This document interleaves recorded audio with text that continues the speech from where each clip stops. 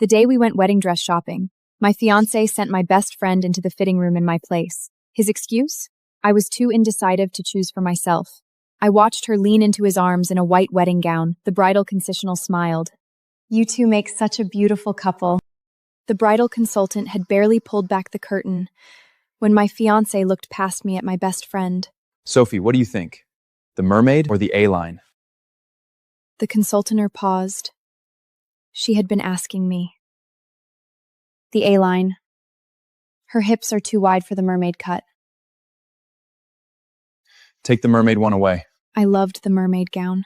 But before I could say it, Sophie had already pinned the veil into my hair. Caleb watched her through the mirror and nodded. Sophie knows what suits you better than you do. In the mirror, they looked like the real couple choosing a wedding dress. I was only the body wearing it. I'm done trying them on. Being indecisive again? No. This time, I'd never been more certain. I didn't want the dress. And I didn't want the man. I had always struggled with decisions. They told me they were only trying to help. Then the anniversary gift Caleb bought me was the bag Sophie had been obsessing over. Our apartment became the clean Scandinavian style she liked. Even his proposal happened on Sophie's birthday. 2 reasons to celebrate, he called it. Back then, they still bothered to ask, "What do you think?" Later, even that disappeared. Just like now, I didn't even get to choose my own wedding dress.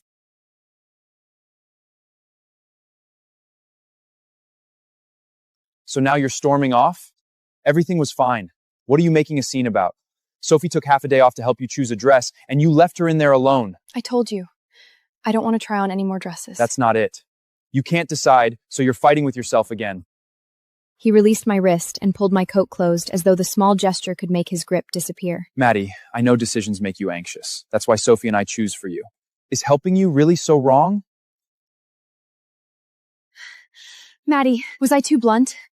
I only thought the mermaid looked tight. You're always complaining about your back.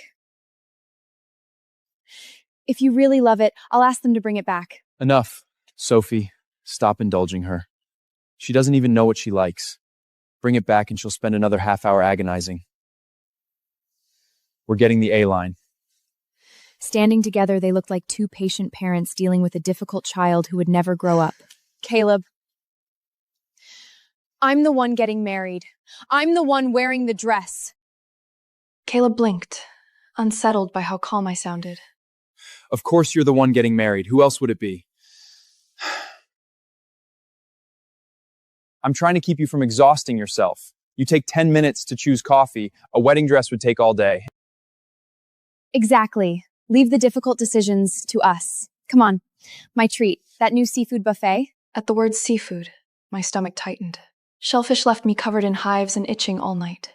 Caleb knew. Once after I accidentally ate shrimp, he had driven to a pharmacy at midnight for antihistamines. I can't eat shellfish. Right, I forgot. Sorry. We can go somewhere else. You'll be fine. Just pop an allergy pill. They serve steak and dessert, so you can stick to those. Besides, Sophie's been dying to go here for days. His tone was as casual as if he were discussing the weather, so Sophie's craving mattered. My body could simply be medicated around it. It had been the same when I graduated. I had received 2 offers. One was a promising company downtown, though far from Caleb and Sophie. The other was a small firm right in Sophie's building, and the pay was lower. I spent the entire night staring at both contracts, terrified of choosing wrong. Caleb came home, took the better offer from my hands, and set it aside. Take the one near Sophie. She can drive you every day. Sophie had promised we could eat lunch together. She had even offered to choose my meals so I would not have to worry about that either. I listened to them. The company folded 6 months later. Maddie, maybe it's for the best. You couldn't handle all that networking anyway. He always did that. He used the gentlest words to take every possibility away from me. I'm not going. I'm tired. I'm going home. Madeline, what is wrong with you today?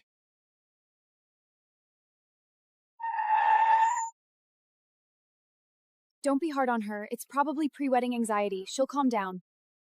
The cab stopped outside our building.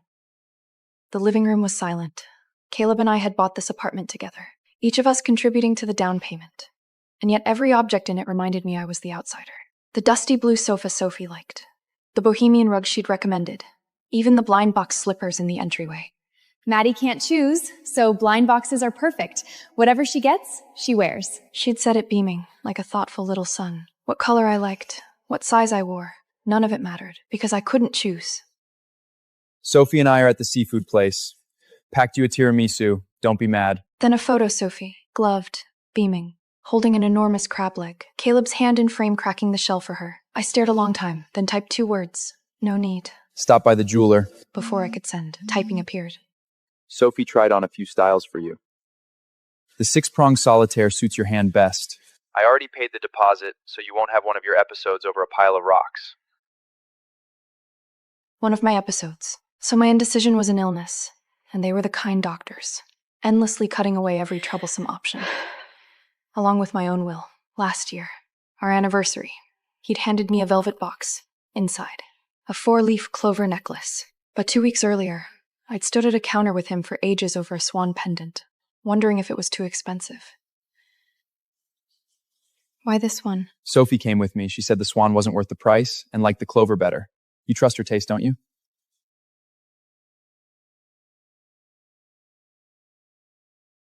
I didn't trust her taste. I had simply learned not to challenge either of them.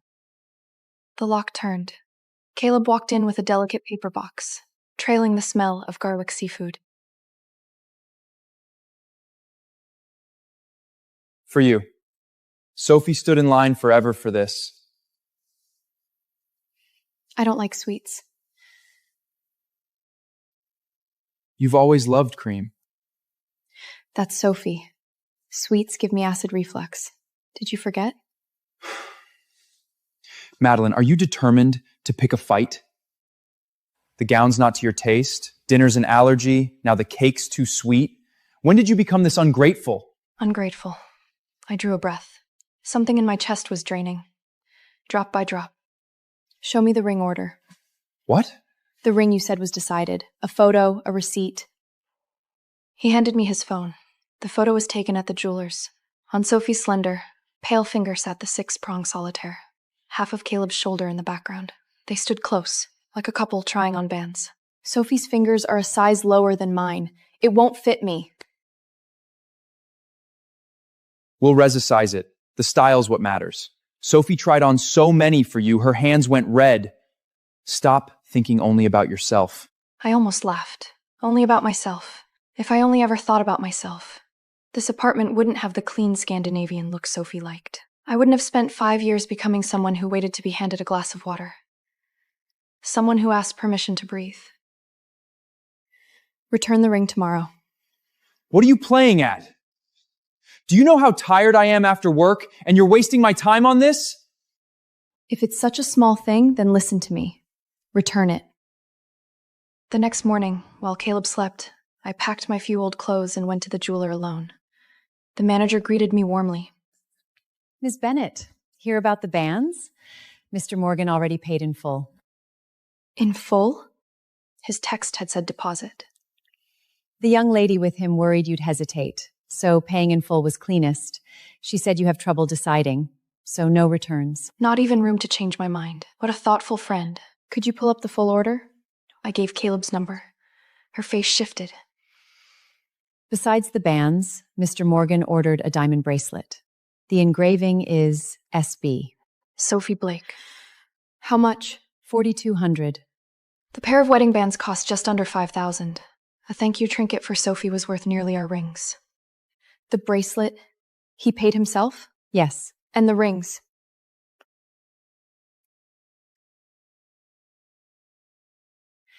Charged to a card ending 7742. My card. Our joint wedding account, funded mostly out of my savings. He'd used my money for rings I couldn't wear, and his own for a bracelet for Sophie.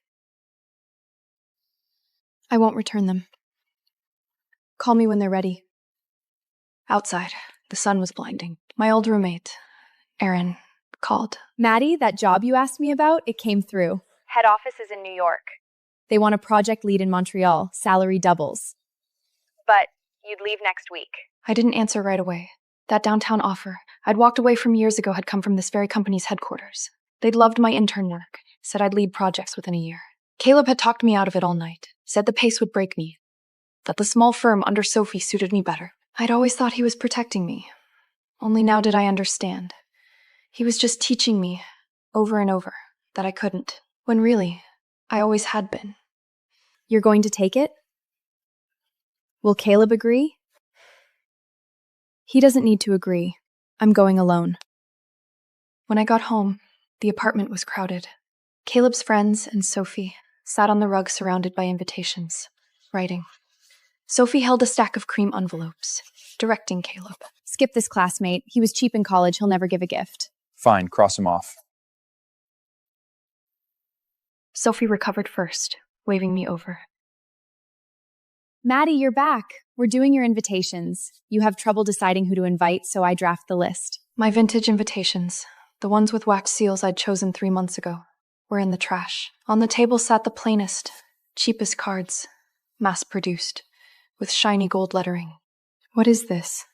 The wax seals were a nightmare. Sophie burnt 2 fingers on them. These are easier. Just write a name. I picked those out over 3 months. Madeline, can you stop being so precious? It's a notice. Who cares about a seal? Sophie gave up her weekend to help, and you can't even say thank you. You're just standing there sulking. Come on, they're just being efficient. Exactly. You're always getting hung up on the smallest things. Caleb gets tired too. I looked at their faces, all so certain. Yes, I fussed over details, the paper. The color of the wax, because I wanted the wedding to be perfect. To them, it was a chore. Don't. You have to embarrass me in front of everyone, don't you? Let go. Madeline, what is wrong with you? Caleb, stop. You've bruised her wrist. Maddie, I'm sorry. I didn't know the invitations meant that much. If you really don't like these, I'll dig the old ones out of the trash right now and redo the wax signs one by one, okay? Sophie does everything she can for you, and this is how you treat her? Madeline, is your indecision an actual brain defect? Does the whole world have to revolve around you? Back in college, when I couldn't decide what flavor of bubble tea I wanted, he had gone to 3 different shops and brought back every flavor they had. It's okay.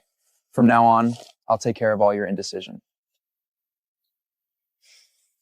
Back then, I had thought it was love.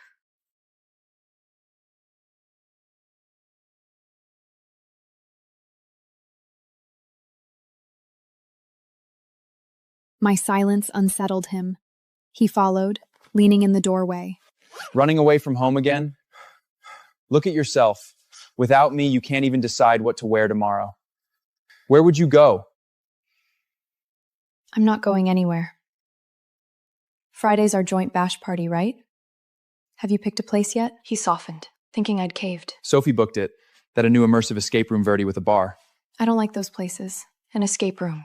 I hate the dark. Hate enclosed spaces. Hate anything with horror in it. Freshman year at a haunted house. I'd cried until I nearly passed out. Sophie was there. Caleb was there. I know you scare easily. But it's a group thing. Sophie says a good scare will cure your nerves. Sit and watch if you're scared. Just let her have her fun. She's put in so much effort for our sake lately. I'll go. He relaxed, that familiar smile returning. The one you give a child who is finally behaving. He went back to plan with his friends. I stood before the closet mirror, pale face, hollow eyes. Friday, I'd have my transfer paperwork and ticket. Friday, I'd attend this absurd party. There would be no wedding. This 5-year game of parasite and host was ending. Friday, rain came down hard. Inside the escape room venue's bar area, the lights were low and the music was deafening.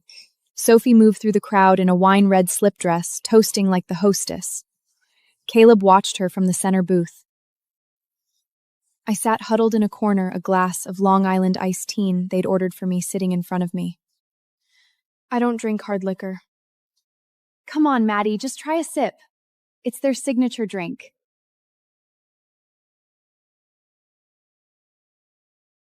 You're about to be a married woman. Don't you want to go a little wild for once? I didn't touch the drink. The escape room, when does it start? Soon. Put on your blindfold. I said I'm scared. What are you afraid of with me here? Can you act normal?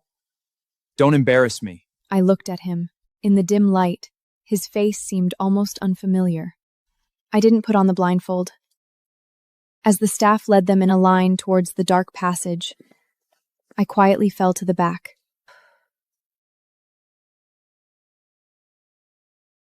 I didn't leave the venue. Instead, I made my way to the escape room's control booth. I slipped one of the pass members $50 and stood before the monitors, watching them feel their way through the darkness. Sophie shrieked and threw herself into the arms beside her, Caleb's. He held her tight, one hand cradling her head, the other finding her hand in the dark. Don't be scared, Sophie. I've got you. His voice came clear through the mic, so he did know how to protect someone. He just didn't want to protect me. 2 hours later, the lights came up. They spilled out laughing. Sophie was still hanging on Caleb's arm, tears of laughter glistening at the corners of her eyes. Caleb gently wiped them away, then lowered his head and murmured something to her. In the lobby, they finally noticed I was gone. Where's Maddie?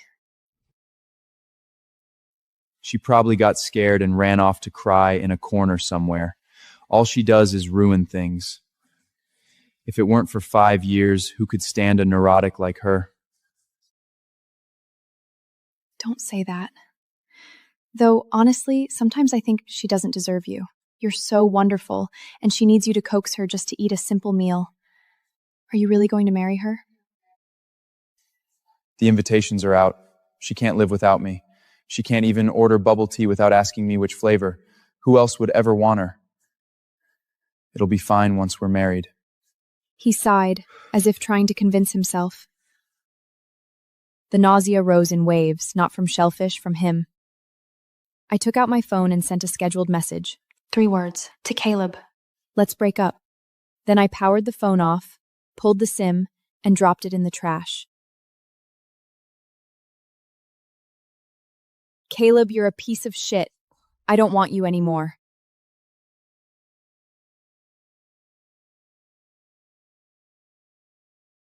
I had a family of 4 and a boyfriend.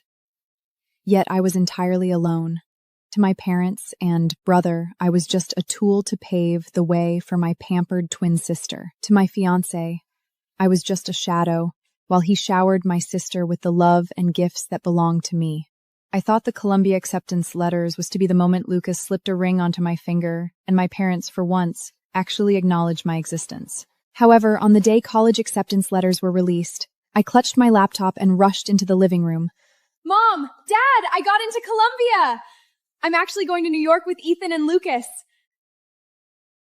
The living room was completely empty. My parents, my brother, and my fiancé secretly jetted off to New York to celebrate my twin sister's fake success, leaving me behind without a word. A glossy Columbia muck on the count sat, a gift from Lucas last year. His voice echoed in my head. Get into Columbia, babe, and I'll take you to every single romantic spot this city has to offer. I had made those words my entire world, surviving countless all-nighters, but now that mug was shoved aside. Beneath it, 3 printed flight confirmations. My mother, my father, and my twin sister, Chloe. 8 attention, JFK, New York. My fingers went totally numb as I opened Instagram.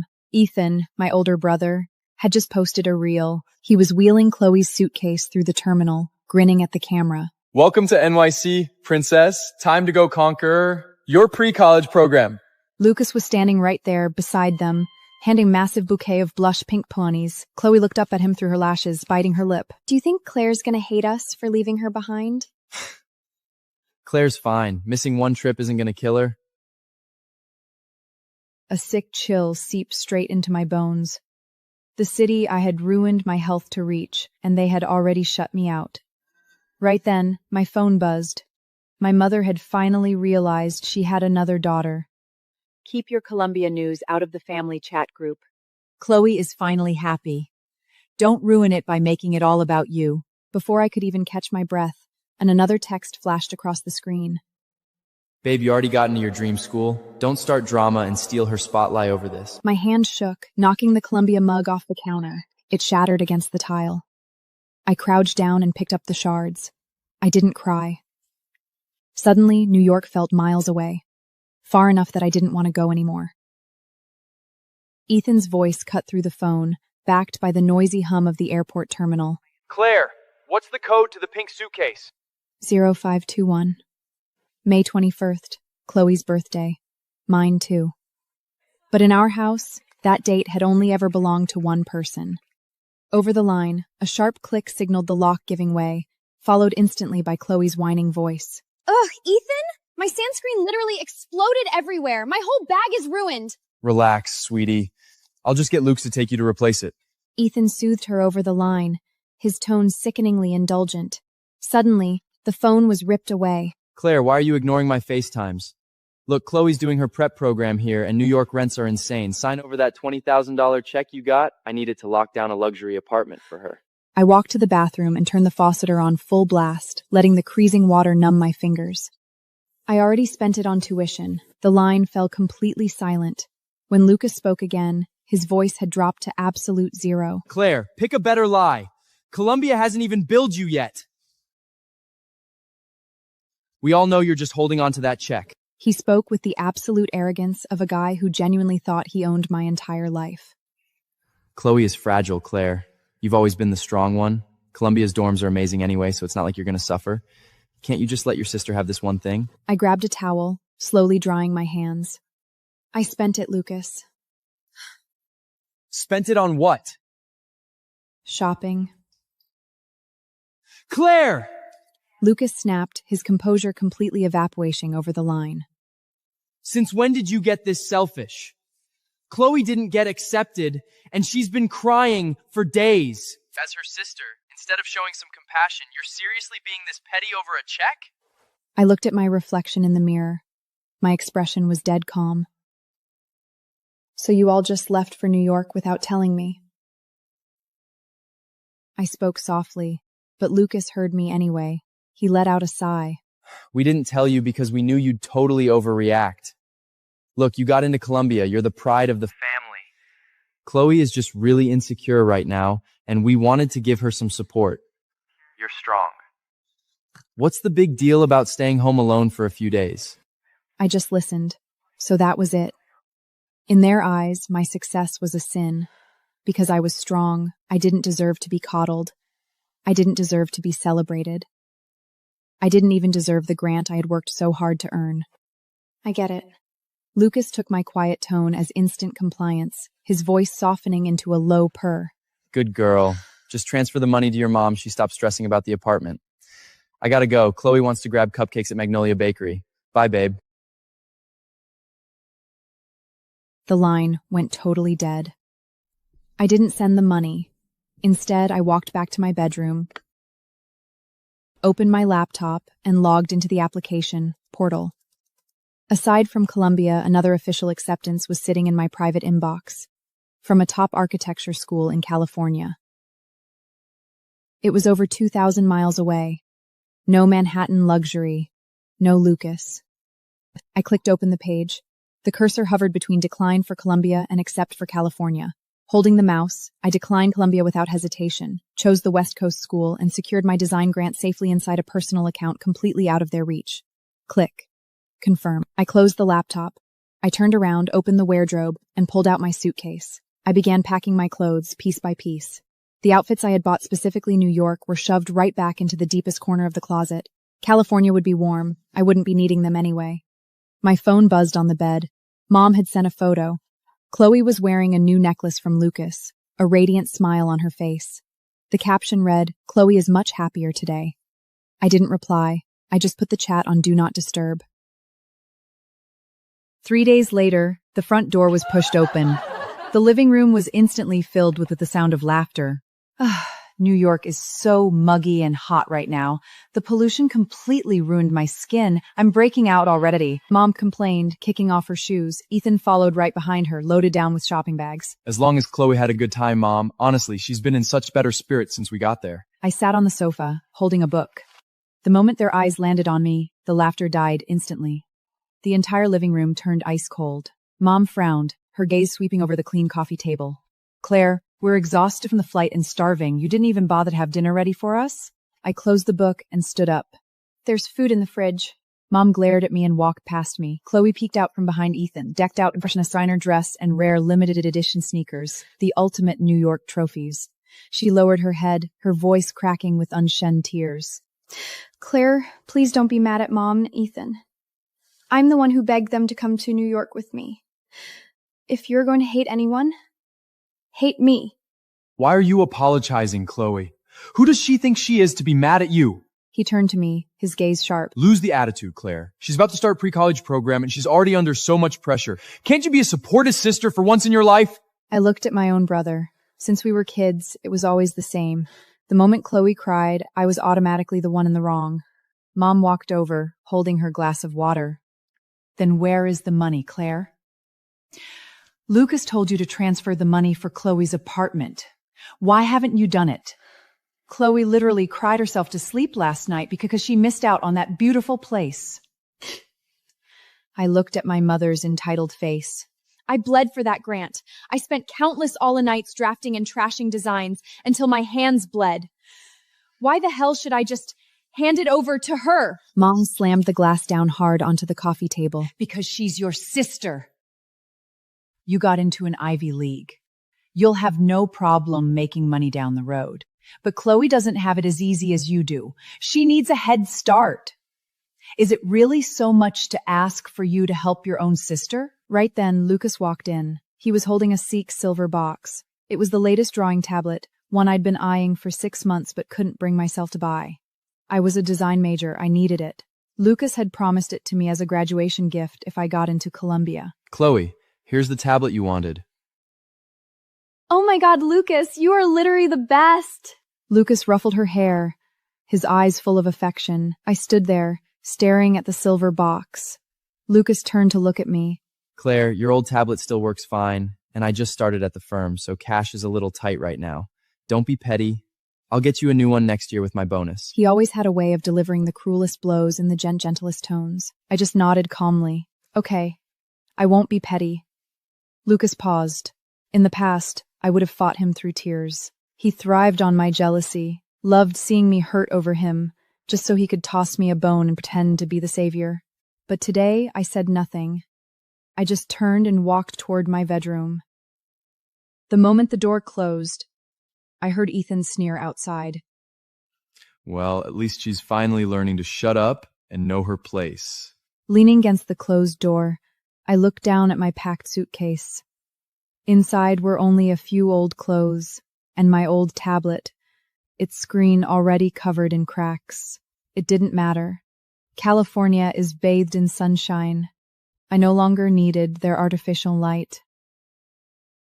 The celebration dinner was set for the weekend. They booked the entire ballroom at the city's most exclusive country club. The welcome sign at the entrance read in elegant Creole, "Congratulations, Chloe, Columbia University Prep Program." And at the very bottom, my name was squeezed into the corner like an afterthought. And congrats to Claire. The font was so small it was barely legible. The relatives streamed in one after another. My parents stood at the entrance, their faces glowing with pride. Aunt Beatrice walked over, holding Chloe's hand and praising her endlessly. Oh, Chloe, sweetie, I'm just thrilled for you. You know how impossibly hard it is to get into that Columbia prep program. But of course, with Lucas pulling strings for you, nothing is impossible. Turning around, she spotted me sitting in the corner and offered a dismissive smile. Oh, and good job to you too, Claire. Now that you'll both be in New York, remember you're the older sister. It's your job to look after Chloe and make sure she has everything she needs. I looked down at the ice water in front of me and said nothing. The banquet ticked off. Dad stepped to the front, clinking his champagne glass to command the room before opening with a toast.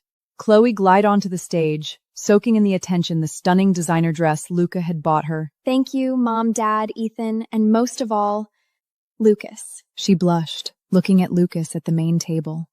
I honestly wouldn't be standing here today without Lucas' encouragement. He never stopped believing in me, even when I wanted to give up. The room erupted into thunderous applause. Knowing glances passed among the guests, shifting between the two of them. Lucas sat at the main table, a slight smile on his face. I sat at a side table on the very edge. My table mates were distant relatives who rarely visited. They sipped champagne and lowered their voices in discussion. It's so weird. Claire got a full ride to an actual Ivy League school, and they barely blink an eye, but they throw this massive party for Chloe's prep program. Oh, please. Chloe is the pretty, sweet one. With her looks, she's guaranteed to land a millionaire down the road. I think Lucas definitely has feelings for her. Right, we might share the exact same face, but I'll always be the spare. I took a bite of smoked salmon from the buffet plate. Very salty. The club servers wheeled out a 3-tier cake. Lucas walked up to the stage and took the knife. He took Chloe's hand, and together they sliced the first piece. Plate in hand, he walked straight over and looked down at me. Claire, Chloe insisted you get the first slice. She feels bad because you've been throwing a tantrum all week. Just take it. Everyone is watching, so don't ruin her night. I looked at the cream-covered slice of cake on the plate. On stage, Chloe was watching me expectantly. I didn't pick up the fork. I don't like sweets. Lucas's jaw tightened instantly. Do you really have to do this right now? Just then, Chloe ran over, holding up the hem of her dress. Claire, please don't be mad at me about the drawing tablet. I didn't know Lucas bought it for you first. I'll give it back to you, I promise. Please just don't hate me. As she lunged for my hand, her elbow violently clipped the table edge. The plate tipped, and the frosted cake splattered brutally across the pristine white dress. I'm sorry, Claire. She covered her mouth, stepping back, shielding Chloe in his arms. She was just trying to do something nice for you, pushed her? I stumbled back, a dull ache. I didn't even touch her. Cut the crap, Claire. It's just a stupid dress. Chloe didn't mean to do it. Mom hurried over too, glaring at me fiercely. You just couldn't let her have one good day. Could you? You always to find a way to ruin everything! I felt the final string snap inside me. None of this mattered anymore. I didn't go to the restroom. Instead, I picked up my canvas tote bag. Don't worry, I won't ruin your precious family moment anymore. I'm leaving.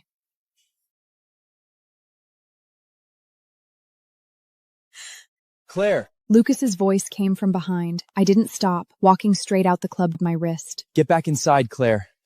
Don't do this. Everyone is looking at us. You are not going to ruin Chloe's night over a little drama. Was slightly disheveled, messed up from when he was protecting Chloe just now. My dress is ruined, Lucas. So go sponge it off in the bathroom. It's not the end of the world. When did you become so bitter and vindictive? As it turned out, I wasn't even allowed to be upset over my own ruined dress. I'm not washing it. In fact, you can keep the dress. I'm done with it. I'm done with all of you. I pried his fingers away, one by one. Lucas stared at his empty palm, his brow furtling deeper. Where are you going? Home. I raised my hand, flagging down a passing yellow cab. As the car pulled away, Lucas's figure grew smaller and smaller in the rearview mirror. 2 days later, moving day arrived. From the crack of dawn, the entire house was turned upside down. A small mountain of Chloe's luggage blocked the living room, at least 7 or 8 oversized suitcases. Ethan meticulously cross-checked her packing list. Did you grab your winter coat? New York winters are no joke. Yeah. I got it. I walked out of my bedroom, dragging a small suitcase. No one noticed me. Lucas pulled up out front and immediately came up to help, making trips back and forth with Chloe's bags until the trunk and back seats were packed with Chloe's things. I stood at the foyer. Lucas wiped the sweat from his forehead, walked over, and looked at my luggage. Claire, the car's completely packed. And you barely have anything anyway. Just catch an Uber to the airport and grab the next flight. Text me when you land, and I'll pick you up once everything's all settled, all right? Ethan chapped in from the driveway, crossing his arms. Yeah, Claire. You've always been independent. Not like Chloe, she gets totally lost without a GPS. My fingers tightened around the handle of my suitcase. Then, Slowly, I let go. Okay. Lucas gave my hair a patronizing ruffle, looking pleased. Good girl. I'll make it up to you with a nice dinner once you get to the city. They crowded round Chloe and went downstairs. The house fell completely quiet. I checked my phone screen. On the app, my digital ticket gleamed. A one-way flight to California, boarding in 2 hours. At 3 p.m., the gates of Columbia University were bustling. He looked down at his phone. No new message. Frowning, he dialed my number. Your call has been forwarded to an automated voice messaging system. Lucas kicked a pebble on the ground in frustration. Claire's still not here? Straight to voicemail. Lucas scoffed. She's definitely throwing a fit and screening my calls. She's being completely impossible lately. Honestly, just ignore her. Once she gets lost in the city, trying to haul all her luggage by herself, she'll come crawling back to us, crying. Lucas stared at the passing crowd. His gaze locked onto every single girl stepping out of a taxi. Meanwhile, 3,000 miles away, California was bathed in brilliant golden sunshine. Dragging my small suitcase, I stood in the orientation center of California's top architecture school. Welcome to California. Go ahead and sign the welcome wall right over there. Under the freshman section, Architecture to Design, I signed my name. Claire.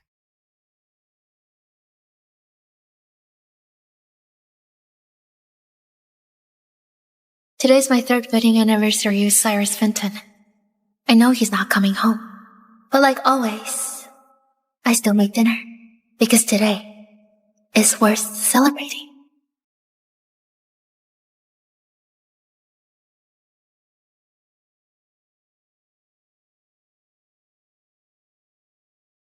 Mom. Your sister comes back in 1 month. Until then, you keep pretending to be her. Once everything is over, I'll give you $30 million. That's enough for you to live the life you want. I understand.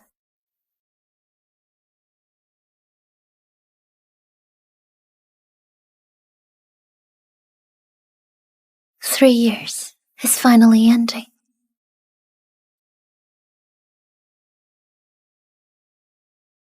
Three years ago, the Fentons and Jensens announced an arranged marriage that shocked the world, and my twin sister, Sylvia Jensen, was the chosen bride of the Fenton family. But the night before the wedding, Sylvia left a letter and ran away. Mom, Dad, I don't want to be trapped by marriage, but I know this is my duty. Give me 3 years of freedom. I'll come back after that. Well, what do we do now? And just like that, to protect the business deals between both families, they had no choice but to bring back the twin daughter they abandoned in the village and make her take Sylvia's place as the bride. That person is me. Mr. Jensen, Mrs. Jensen, Ms. Elise Jensen is here. Dad, Mom.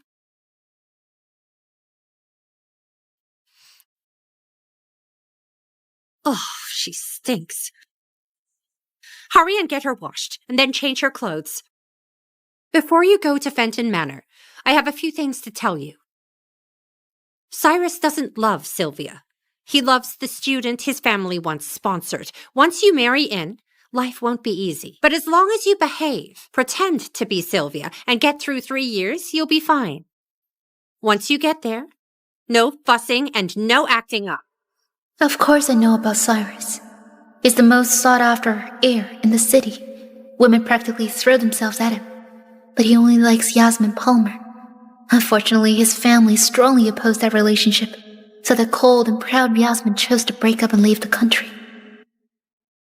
Did you hear everything I said? Yes, I did.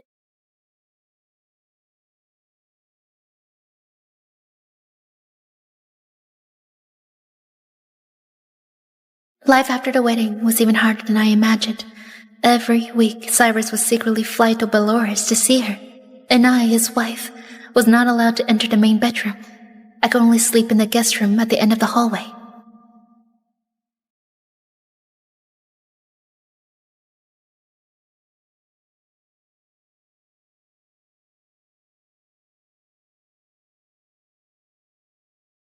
I was always careful, doing everything I could to pretend to be Sylvia. For the sake of the two families, I tried my best to treat Cyrus well. You're back. I made broth for you. Have a little first. Okay. Is the temperature okay? Yes.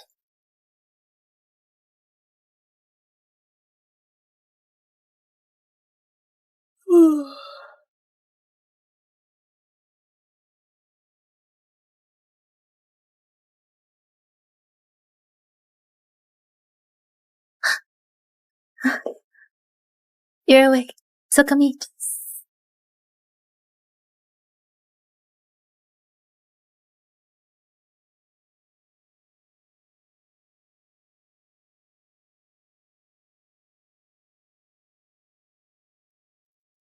Slowly, people in her circle started saying Mrs. Fenton is hopelessly in love with Mr. Fenton, and the way Cyrus looked at me seemed to change a little. I'm so confused, face to face, it's to a stranger face, can recognize what's in the Yasmin's photo in his study disappeared. His weekly trips to Belarus also stopped.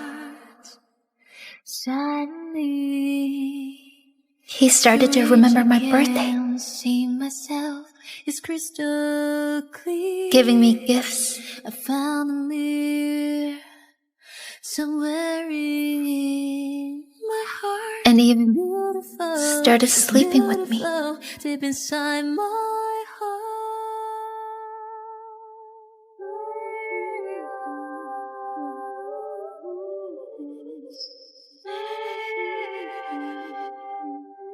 I almost believe he developed some real feelings in this fake marriage, but 3 months ago, Yasmin came back. Here's the last dish. What? You're back? Okay, I'll come get you. Just like that, everything is back to how it used to be. Cyrus' entire heart has once again been claimed in Yasmin, and I've become a joke in our social circle. But I don't care, because I've never loved him.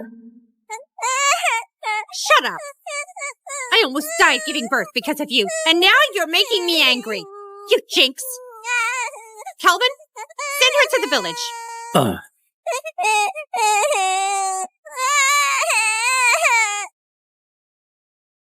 I'm cold. I'm cold. I'm cold. I'm so cold. What do family and love even mean? All I ever wanted was the money and freedom they promised me. 1 more month, and I'll finally get the 30 million for pretending to be Sylvia. I'll leave this city and live a life that finally belongs to me.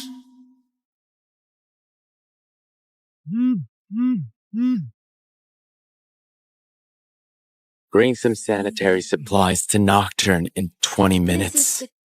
Night use ones. Okay. Cyrus, you remember Yasmin's cycle more clearly than your own company's launch date.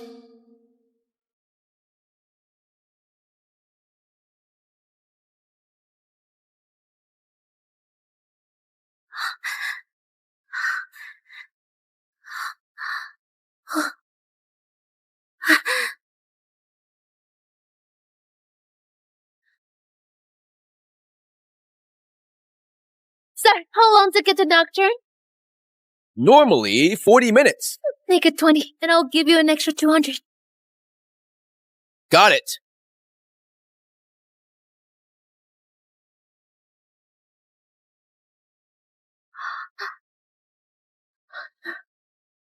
Sir, how much longer? It's raining, and traffic's bad. No way we'll make it in 20 minutes. 12 minutes left. Here, keep change.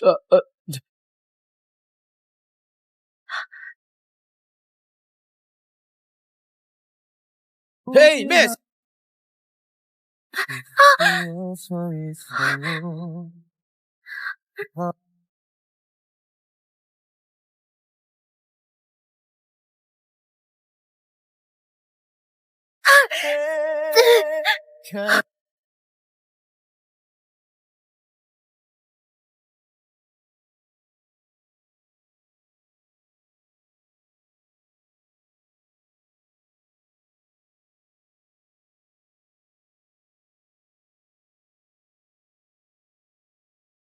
Mr. Fenton, it's raining heavily. You really had Sylvia bring that stuff here? It's at least 40 minutes from your house to here. Yasmin is in pain. She'll find a way to get it here. True. Everyone knows Sylvia loves you so much. She stayed by your side for 3 years, even though she knew your heart was with Yasmin. Honestly, Mr. Fenton, she loves you that much. Did you ever feel anything for her all these years?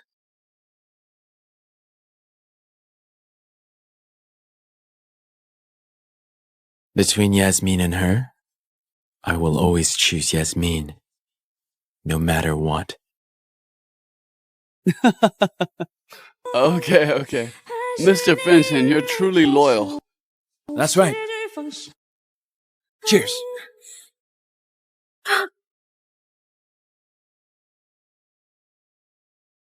Fire can burn in my eyes if without.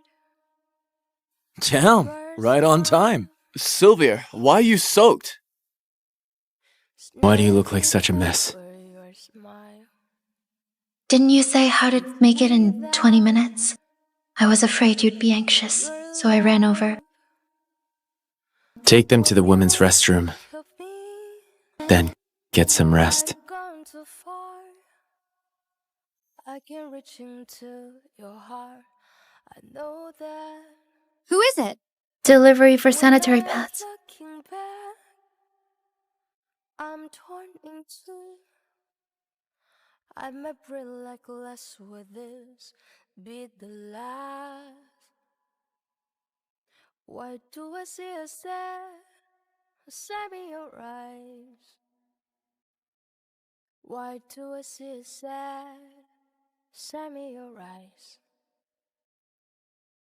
Why do I see a sad in your eyes? Why do I see a sad heading on that?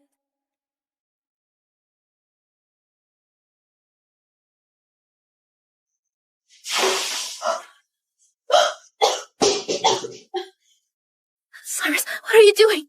Tell me, why did you splash cold water on Yasmin? You know she's on her cycle. What? In the restroom, you dumped 2 buckets of ice cold water on her, and you're still pretending?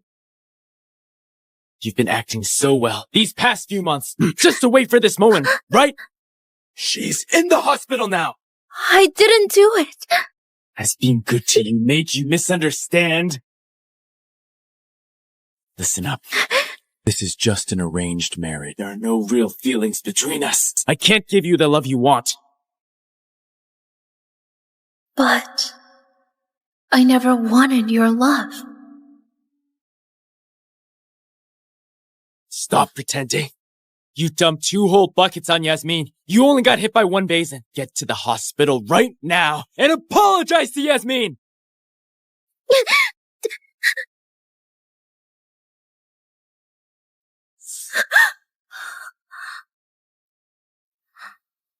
Elise, just hold on. Hold on. You're almost free.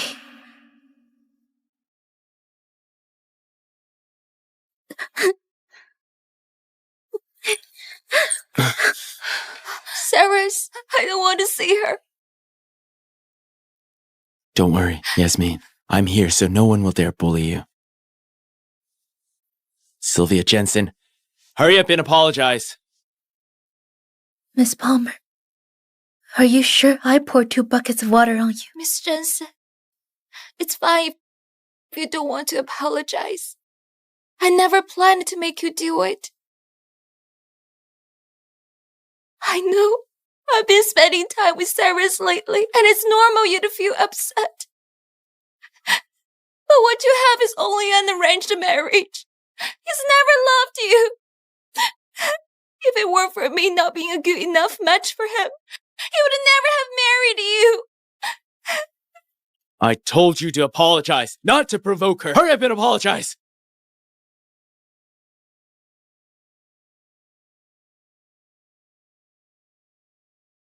I'm sorry. Kneel and apologize. Incredible. I'm sorry. Stop. Since you dumped the water on her, you look after her until she is discharged. Incredible, baby, irrational. I never knew it was so sad, just so sad. Okay. I'm so sorry. In the dark, with no light to save me. Miss Palmer, I made you some food. Hey, you don't have to do it. I'll handle it. Clean up the trash. Okay.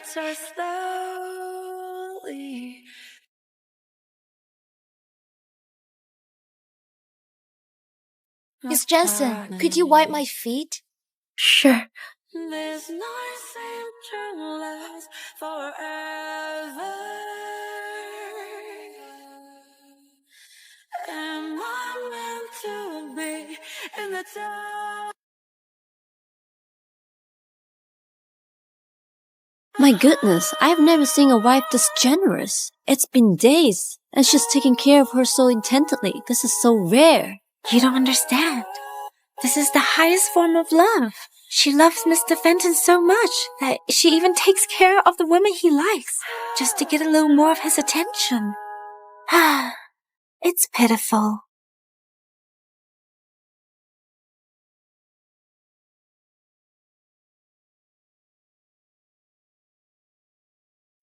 Mr. Fenton, Miss Palmer is fine now. This discharge paper's ready. Just rest more at home. Okay.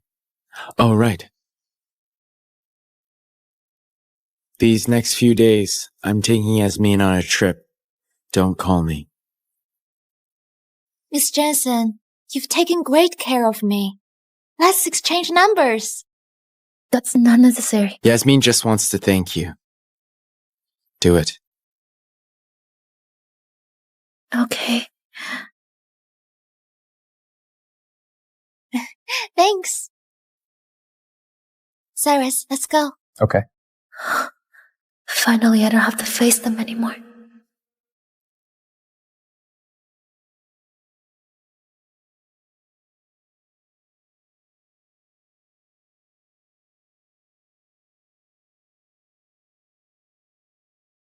Cyrus brought me to Newberry. It's so beautiful here. He said he'll buy me an island here one day. At the auction, Cyrus spent a fortune buying every piece of jewelry I liked. Does he do the same for you? Miss Palmer, you're really lucky.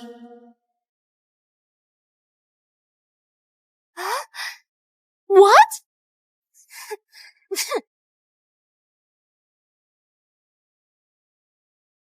Today is the Fenton family's monthly dinner, but Cyrus still isn't back.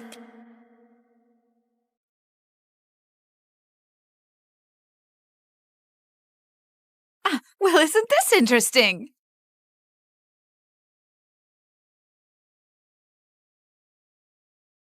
Why are you here alone? Where's Cyrus? Something came up, and he can't make it back. Miss Smith, look at this. Sylvia Jensen, come with me to the study.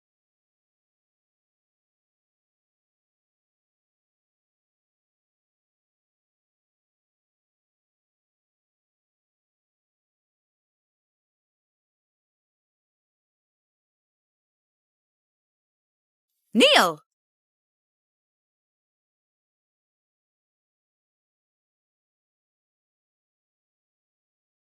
Useless girl. You can't even hold on to your husband. Now I'll give you two choices. Call him and make him come back. Or be punished. Even if I call, Cyrus won't return, and I can't interrupt his time with the woman he loves. If he gets angry, the business deals between our families could fall apart. I choose to be punished. Say that again. I choose to be punished. Go ahead. Very well.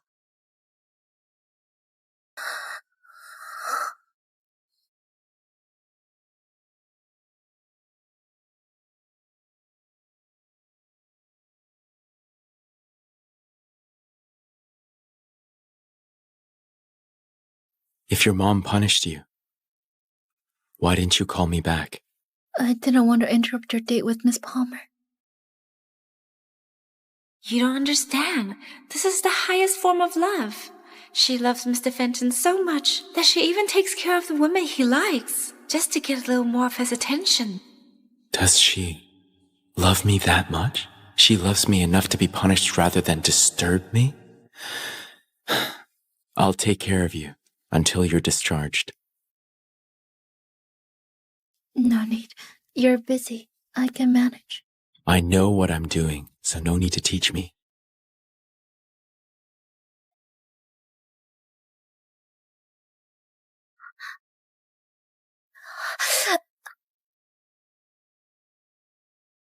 There's urgent work at the company. I'm heading back. Go back on your own. Miss Jensen, you forgot your medicine. You have to apply this every day on time, or it will leave a scar. Thank you. Mr. Fenton stayed with you the entire time. Hang in there, okay?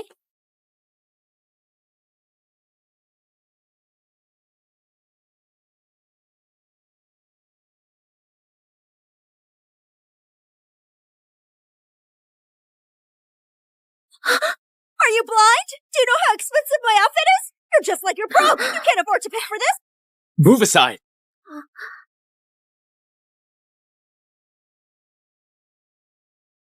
Is this enough? Honestly, you're just the same. Didn't our families give you money? Why are you dressed so poorly? Come on, let's buy some clothes.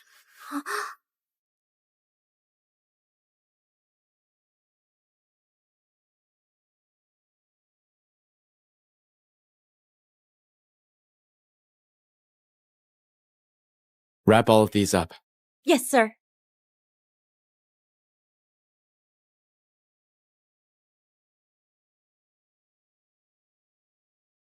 Cyrus? Yasmin? Didn't you say you were in a meeting? You don't have to love me. But how could you lie to me? I shouldn't have come back and interrupted you too. Yasmin!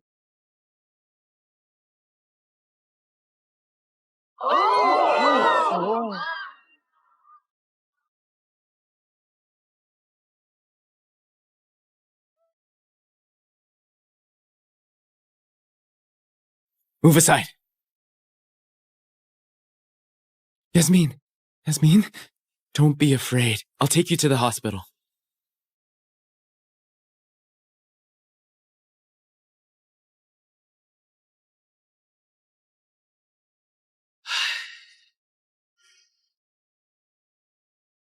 How is she? The patient is bleeding heavily. We need an emergency transfusion, but she's RH negative. The blood bank is low on her type.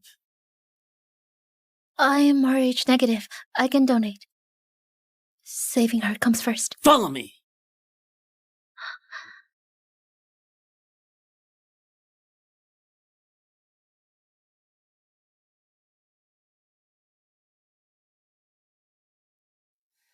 돌아보면 항상 거기 서 있던 너 밀어내도 어느새 넌 내 앞에 다가와 Just how much does she like me?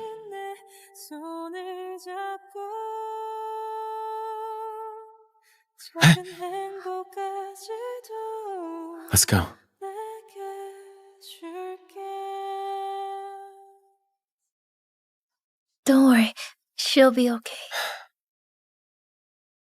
You should head home first. I'll stay here. Miss Palmer misunderstood us. When she wakes up, I want to explain it to her. Do you really like me that much? The procedure went well. Once the anesthesia wears off, the patient will wake up.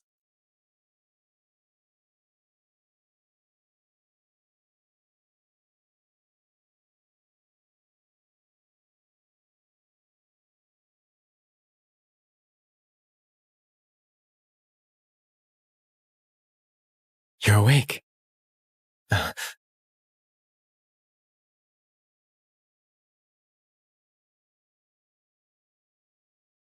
Did you bring her here so I'd give you to my blessing? Miss Palmer, you misunderstood. Cyrus did have a meeting that day. Buying clothes was just a stop along the way. It wasn't a date. It's an arranged marriage. There are no feelings between us. What's your proof? Proof you don't have even the slightest bit of affection for her. What do you want? I want her to stand in the rain for one whole day. I want her to stand in the rain for one whole day. Yasmin. You hesitated. So you do like her. Stand outside.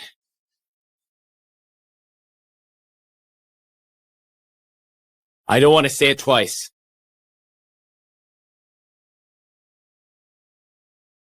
Okay.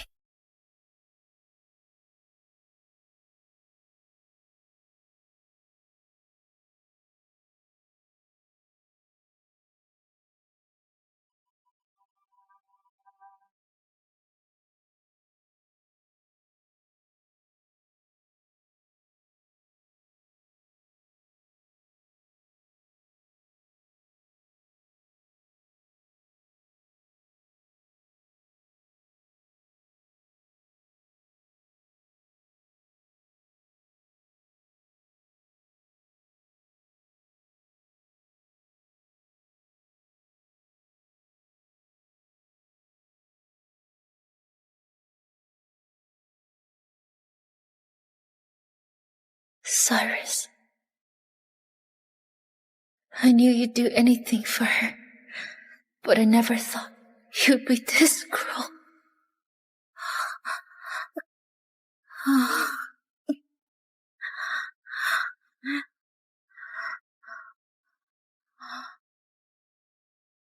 You jinx! Send her to the village.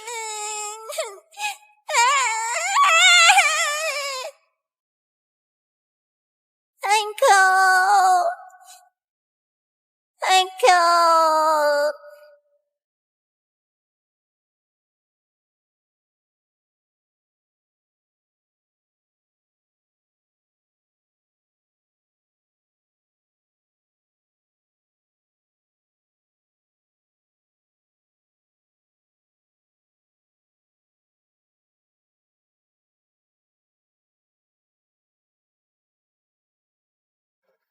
Just hang in there.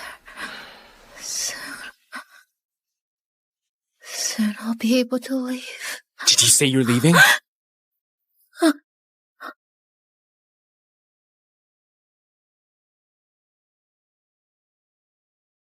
Leave?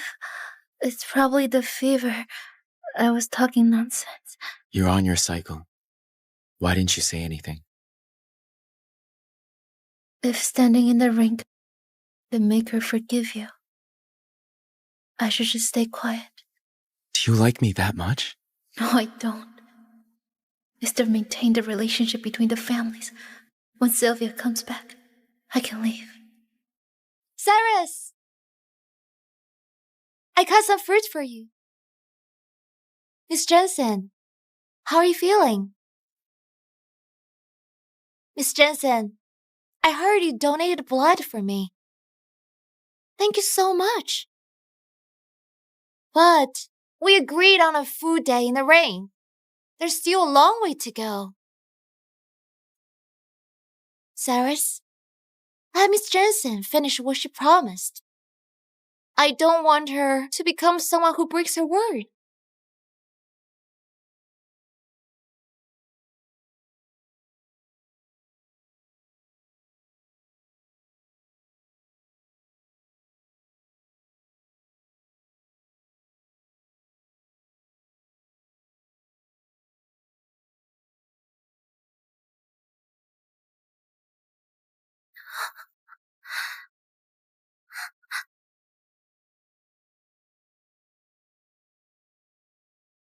Is it good?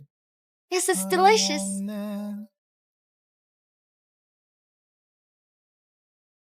Cyrus, you've been feeding me this whole time.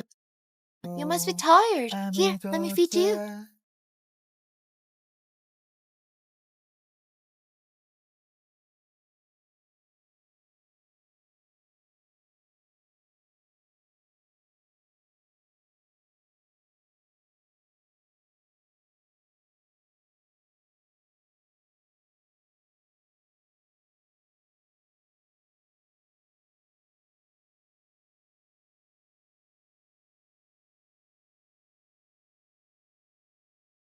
I need to take this call.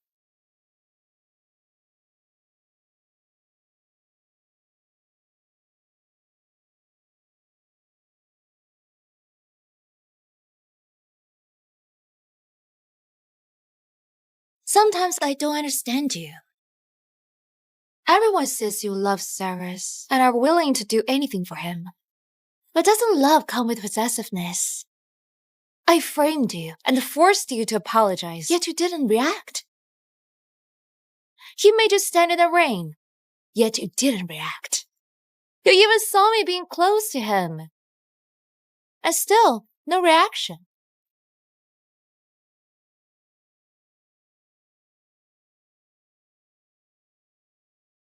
Do you truly like him?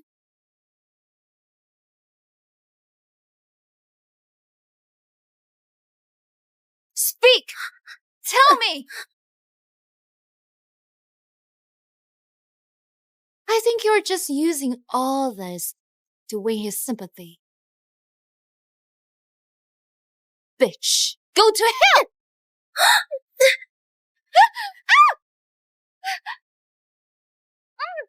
Yasmin!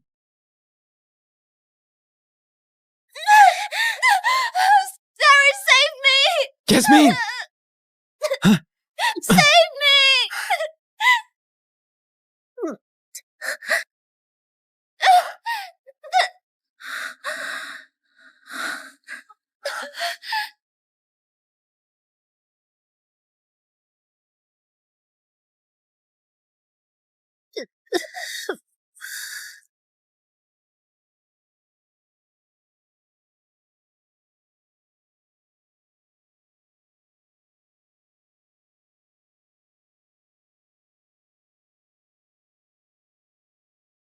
You're finally awake.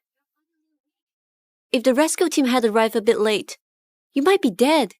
Look at Miss Palmer in the next room. She fell in too. And Mr. Fenton hasn't left her side. He's treating her like she's priceless.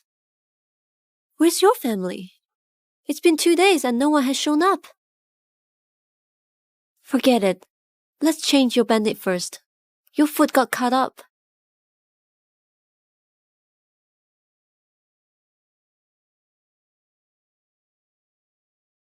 Out! You pushed Yasmin into the water. Yasmin told me. I didn't. Are you denying it? She fell into the water when she was young, leaving her traumatized. Sylvia Jensen, you used to be so tolerant. How did you turn into someone like this? So all that gentleness before was an act? It was just to win my attention, right? Very well. If you won't admit your fault, that's fine. Be ready to face the consequences. Cyrus, let go of me! Cyrus, let go of me! What are you doing? Yasmin is terrified of water, yet you pushed her in. I remember. You have severe claustrophobia. So tonight, you're staying here. Sorry. I'm sorry. I shouldn't have pushed her into the water. Please don't lock me in here. Now you know you were wrong? Too late. No. No.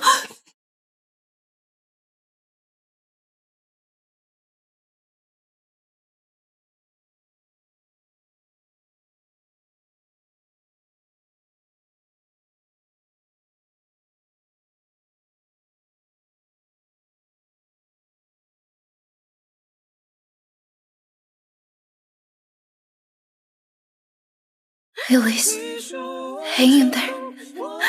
This is the last night. You can finally leave tomorrow.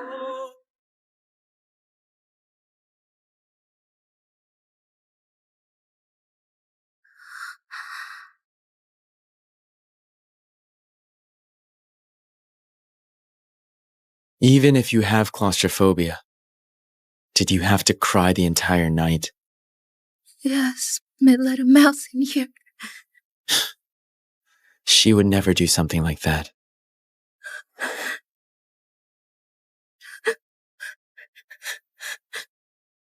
Where's the mouse then? She got rid of it before you came. Sylvia, I'm warning you. If you dare frame Yasmin again, I won't let it go.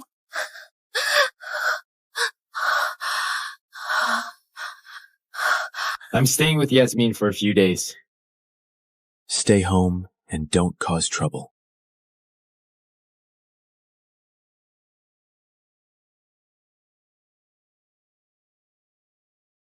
Cyrus Fenton is allergic to milk. Never let him near it. He hates cilantro, his stomach is weak, and he doesn't like spicy food. Every night at 9, he'd have some pear pudding. He only drinks coffee with no sugar. His shirt must be ironed perfectly. When he sleeps, there can't be any light on at all.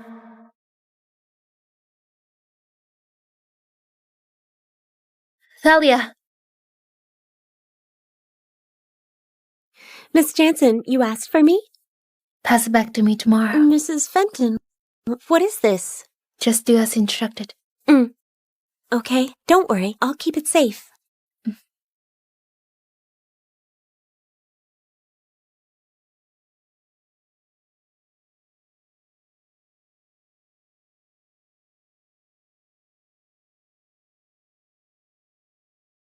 The task is finally done, Cyrus. I hope you and Sylvia get along well.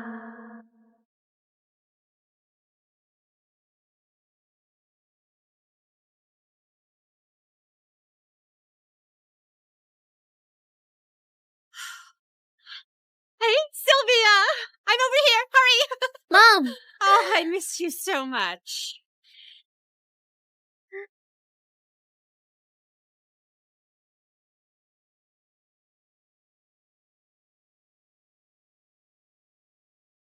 Please. It's been so long. How are you still so plain and dull?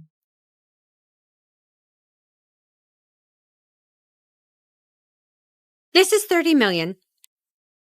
Not a cent less. From this day forward, you have nothing to do with us. Thank you. Are you feeling overwhelmed? You've probably never seen this much in your entire life. You're lucky you got the chance to pretend to be me for 3 years. You did well, and didn't cause any problems between the two families. Leave now. Go live the life you want.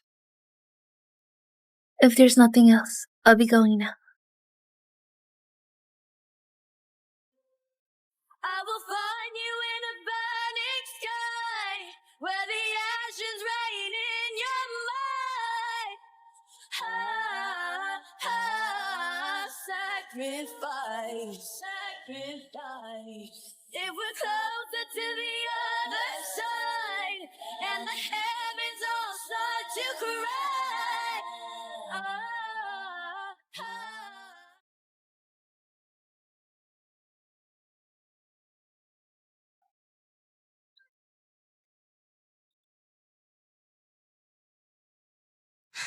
What was that?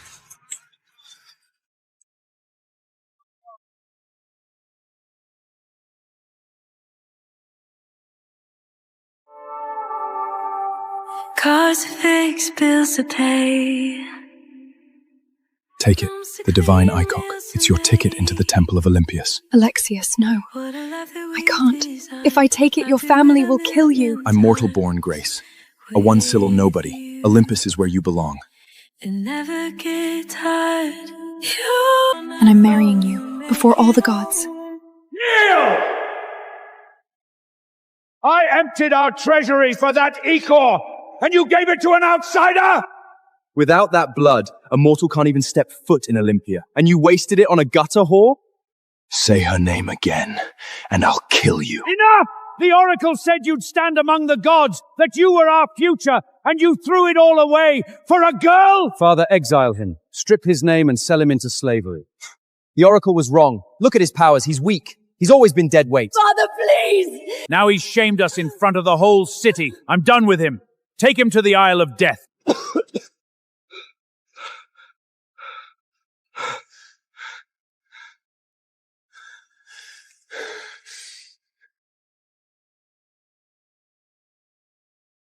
So this is the Isle of Death.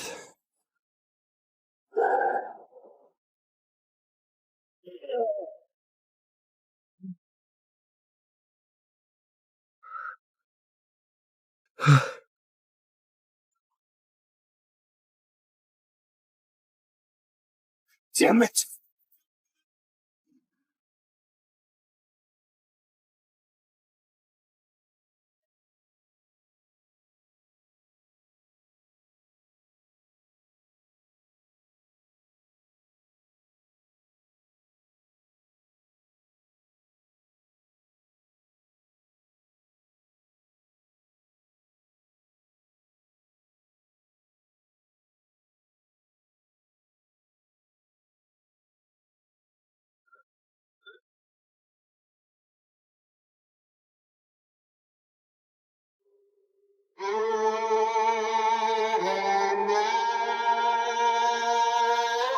Oh, shit.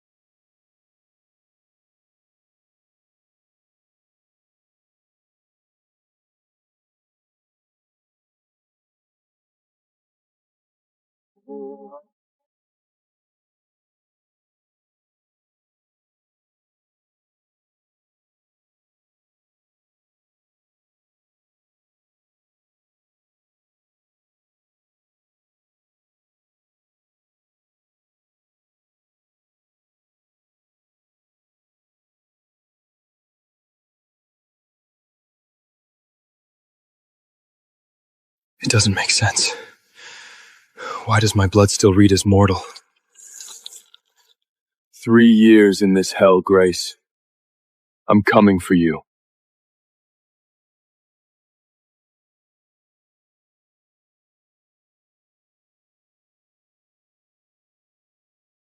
It's like I dreamed you up inside my head. I thought the picture perfect. Grace, you came back. Alexis, you're alive. Yeah. Turns out I'm hard to kill. But seeing you, it makes every second in that hell worth it.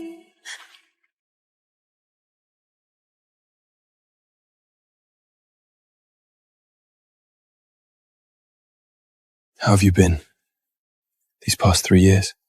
The divine icon you gave me changed everything. The Temple of Olympius took me in. What's mine is yours, Grace. Always. So how far did you make it? I'm under High Priest Reed now. Wait, Reed? The hand of Zeus himself? Grace, you're one step away from becoming a demioid. You survived the Isle of Death.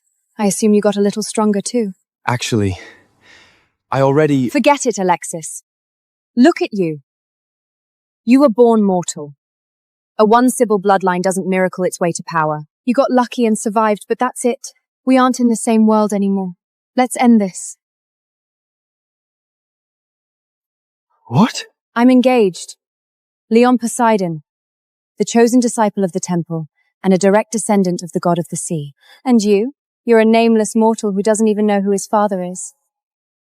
Welcome home, Alexis. Welcome home, Alexis.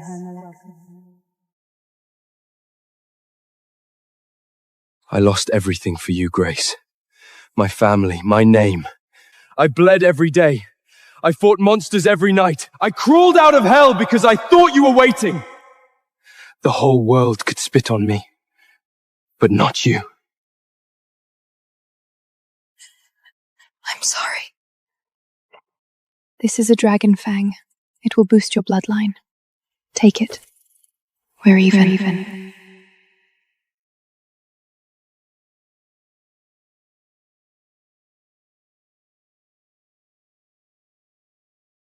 Because I was born mortal, my family, my woman, everyone leaves. Fine. One day, I will make you all regret for this. Impossible! Nobody walks out of the Isle of Death alive. Maybe the gods wanted an exception. I didn't just survive, old man. I ascended. I am a demigod. A demigod? Oh, please. He's a one-sill nobody. No ichor, no ascension. He's bluffing, father. He's nothing but a fraud. Worthless piece of trash. Oh, and in case you haven't heard, your precious Grace is the prize pupil of Olympus now.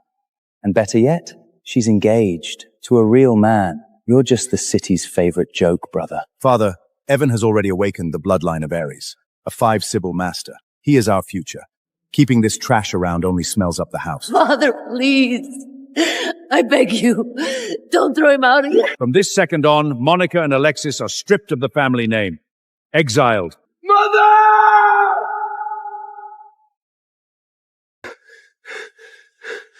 Mother, somebody call a healer, now! Save the theatrics, Monica. Dying early won't change Father's mind. Disgusting. You will bleed for this. Every single one of you. Bleed? From a one-cell failure? You survived a death trap and now you think you're a god. Drag them out of my sight. Touch her and you die.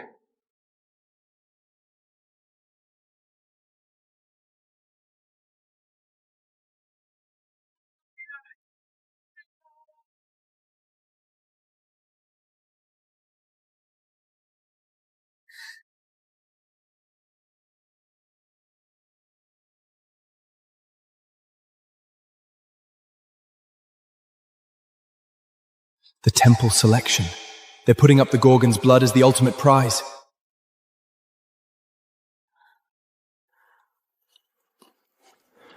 I'm sorry, Mother.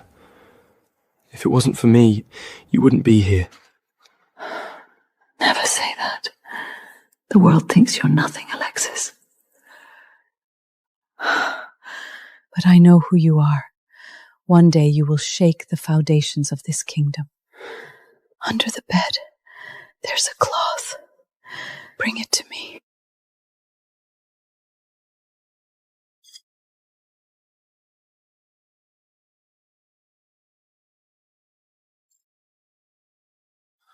What is this? The only thing your father ever left behind. My time is running out, Alexis. When I'm gone, let this spear be your shadow. It feels dead. Like ordinary iron. There's no power in it. Mother, look at me. You're going to make it. The blood of the Gorgon. It can cure you. I'll find it. That's a myth, Alexis. It's not a myth. The temple selection. It starts next week. If I win the arena, the prize is mine. No, absolutely not. The arena is a slaughterhouse. The strongest bloodlines in the world go there to die. I won't lose you. Okay. I won't go, I promise. Just breathe, Mother. Calm down. The temple selection. I'm going. Not just for the cure, but to show every god in Olympus what a mortal can do. There's my girl. Tell me it's done, Grace. You broke up with that trash. It's over. We're done. Good. Mr. Athena, always an honor. Don't, Leon. We're engaged, not married. Keep your distance. Still thinking about that loser? We broke up. And he has a name. Not anymore. Right now, your little mortal is probably bleeding out in some alley. Look at me, Grace. Forget the discarded mortal. Our union was blessed by the High Priest himself. Don't make me regret choosing you. I know my place, Leon. I don't need a reminder.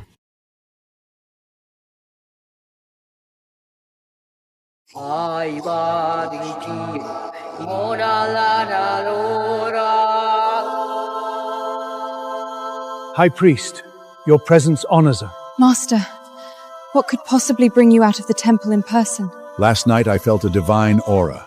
Something pure, ancient, erupting near this very city. An aura powerful enough to disturb you? Who could command that kind of power? Someone whose bloodline makes our gods look like children. In fact, that energy, it already surpasses my own. Stronger than you? That's impossible! Master, your power was granted by Zeus himself. Who in this world could possibly rival that?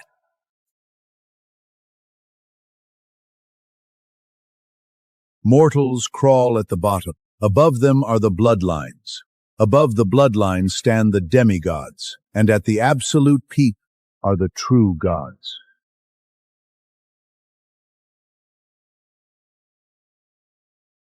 Master, are you saying a demigod walked among us last night?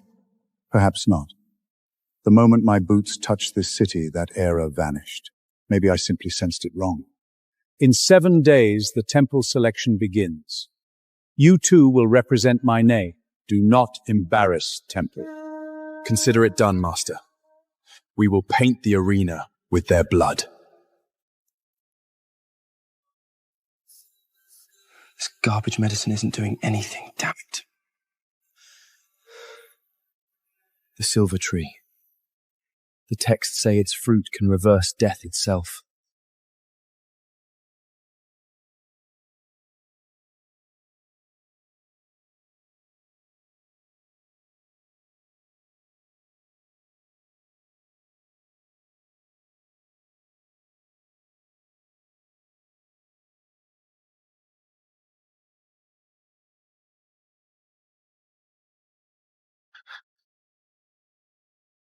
Stealing from the silver tree?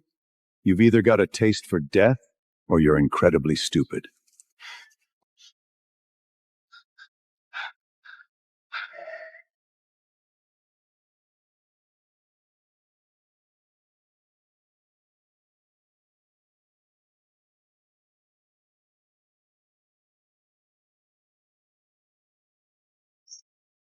Drop the fruit before I decide how you die.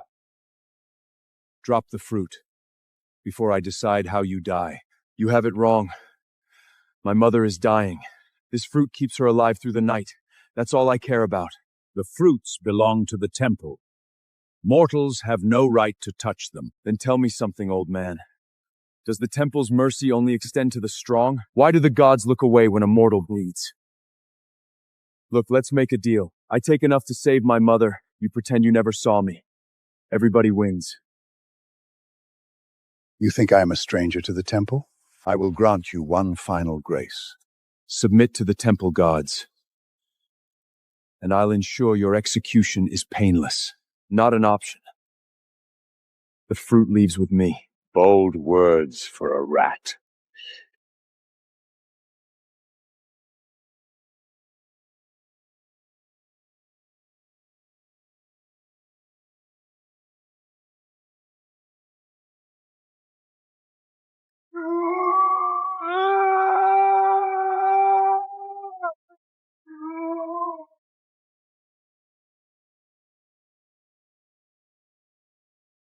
This barrier is bound to my divine authority. Below the level of demigods, it is unbreakable, and you are just immortal. If I fail tonight, Mother dies.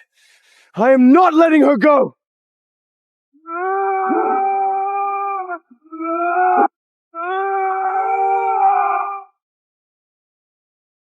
That's impossible.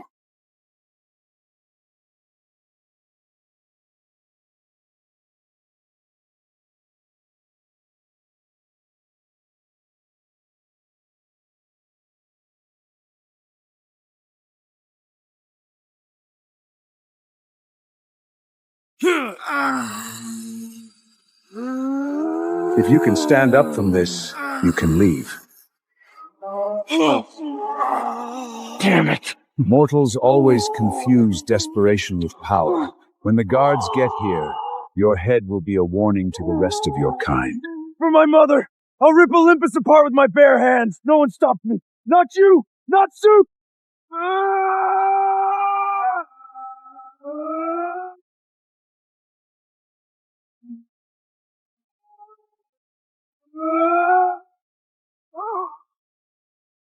Impossible!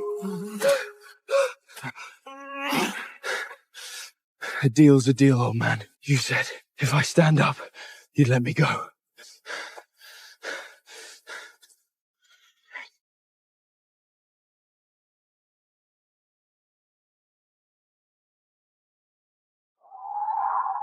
Why break your word? Because I need answers. What the hell are you? I can't let him see my face.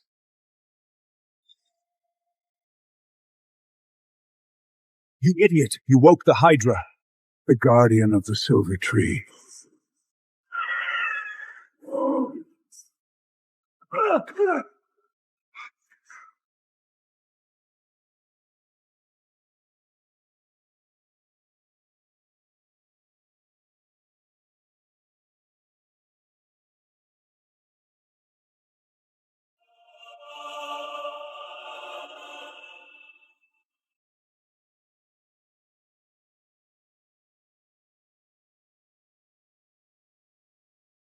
Drop the fruit right now, or you burn to ash. Never! Not while she's still waiting! Come on! I won't give up!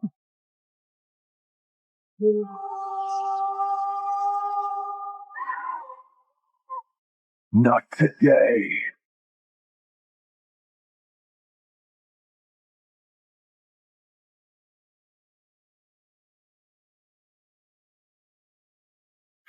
A kind of heavy fire. Only a demigod could channel it. Unless he's the one I've been searching for.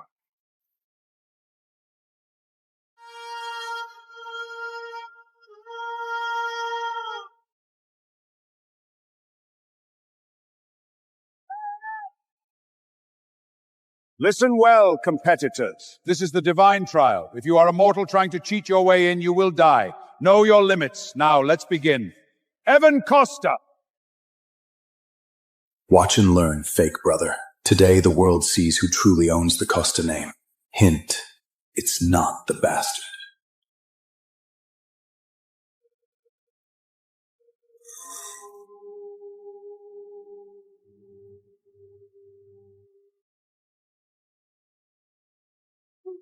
Evan Costa.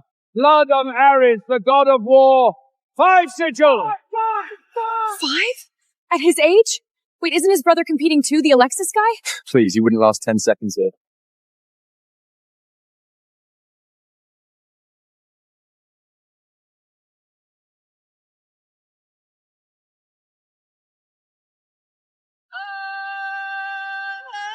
Grace Athena.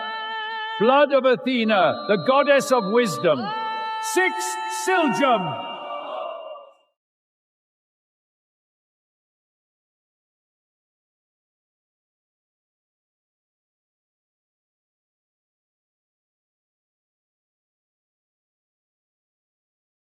Leon Pozan. Blood of the sea god. 7 Silja.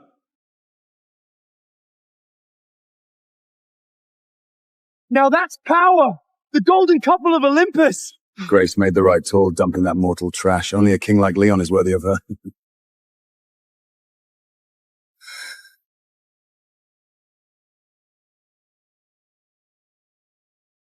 Ella Aphrodite.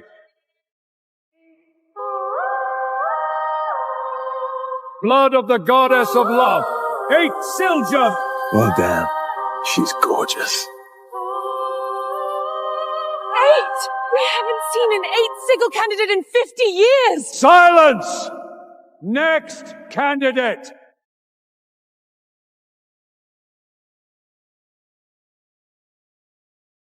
9? Sickle. That's not a competitor. That's a walking demigod. Fight him. No thanks. I'd rather jump straight into Tartarus. Screw this, I'm out. I value my life. The bracket is closed. Not yet.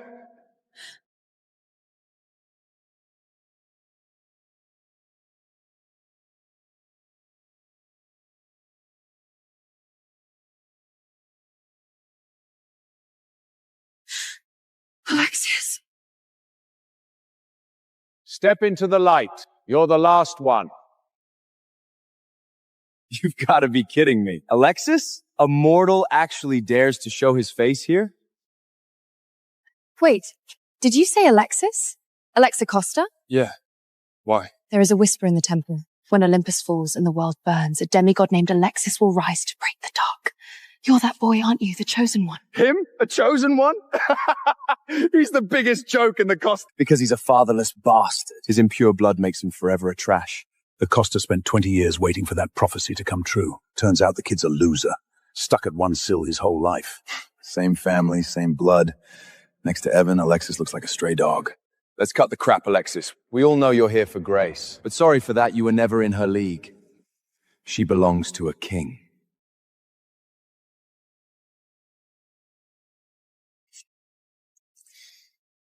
Alexis, we are history.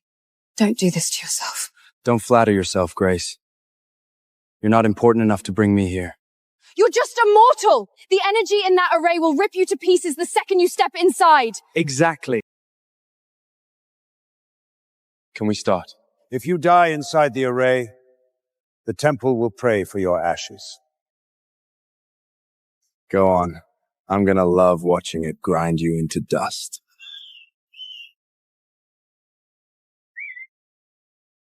Then watch.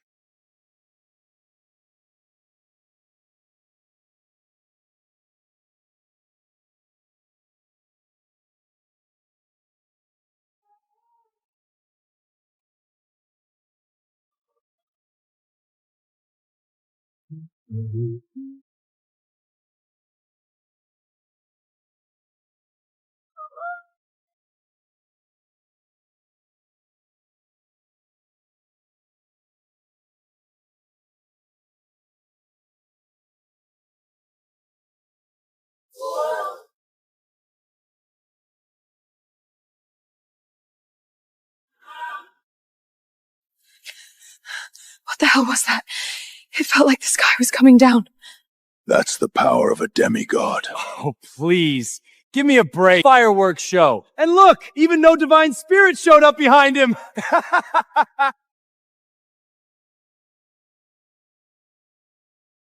never seen the array fail to manifest a god. How the hell am I supposed to record this? You record the truth. No spirit, no bloodline. He's a nobody. End of story. Alexis Costa, mortal bloodline, 1 syllable. One Sidja, don't let him near me at selection. I'll step on him by accident. So the prophecy was wrong. But still the array didn't crush his bones. He's standing there like it's a Tuesday. He's faking it. Listen to me, loser. I don't know how you cheated. A 1 syll nobody entering the selection is basically suicide. Stop embarrassing our name. Crawl back to whatever gutter you came from. First his girl dumps him, then his family kicks him out. The kid's probably lost his mind. It's honestly tragic.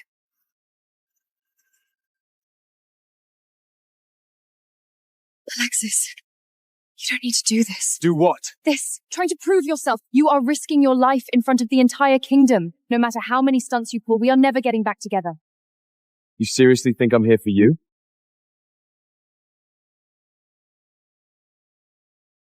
Still acting tough? You're just throwing your life away, hoping Grace feels sorry for you.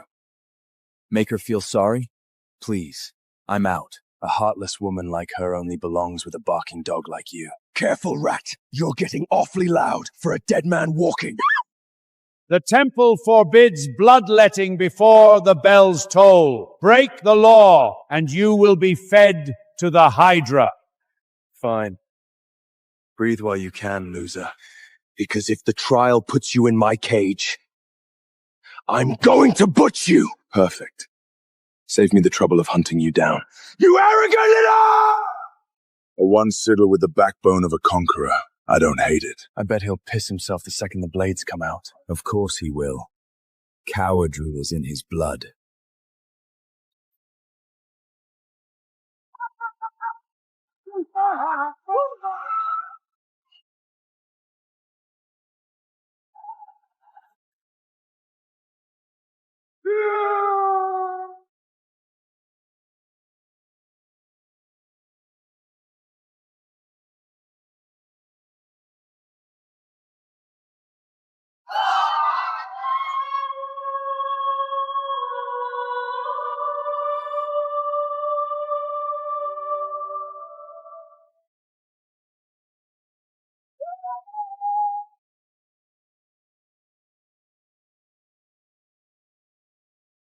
No way! Those statues were carved from the primeval bedrock of Olympic Mount. They've stood here for 10,000 years. I felt a horrible power. Don't tell me! It's Alexis, he did this!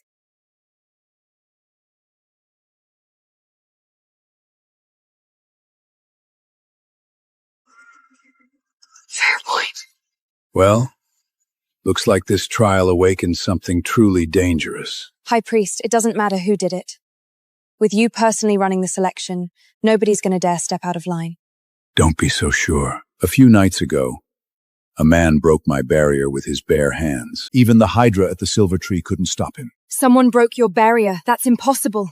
That's exactly what's bothering me. He felt like a total mortal, but his power was like nothing I've ever seen. Guess the prophecy is finally happening.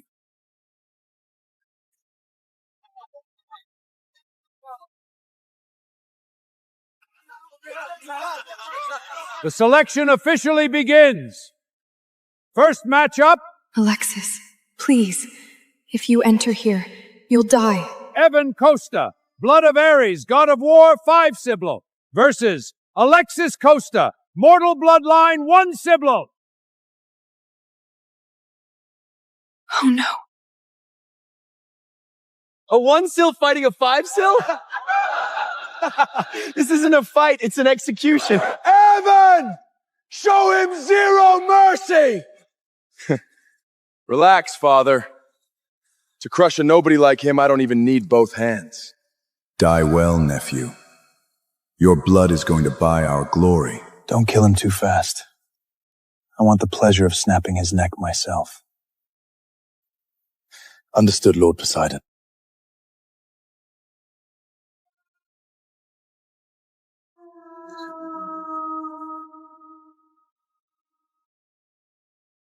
Yesterday he was barking like a king.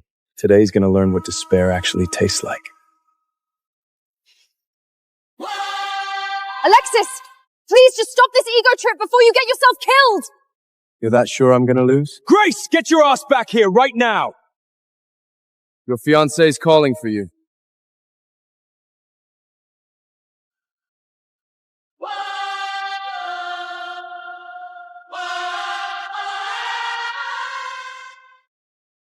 Since neither side wishes to forfeit, let the selection begin. Perfect! Today, in front of the whole kingdom, I'm gonna break your spine so bad, you'll spend the rest of your miserable life crawling like a worm. Watch your mouth. It's gonna be pretty embarrassing when you're the one crawling. Good. Keep talking. Because today, I'm proving to the world that the so-called child of prophecy is a freaking joke. I am the true future of this family.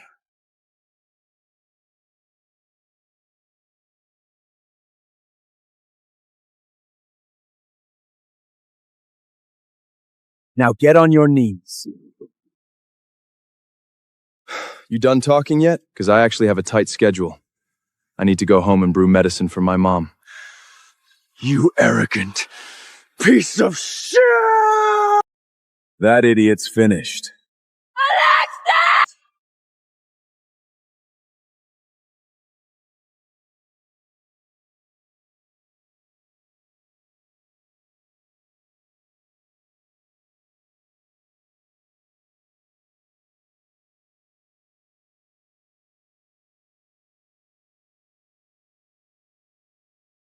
Show me what you're truly capable of, Cain. No more holding back.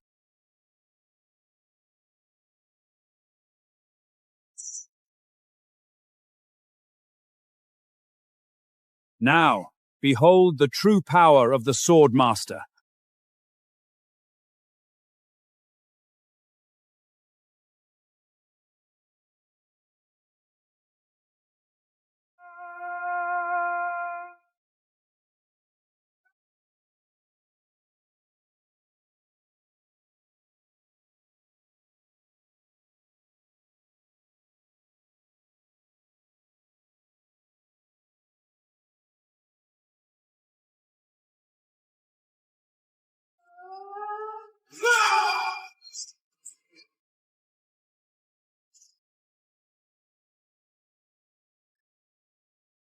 Good.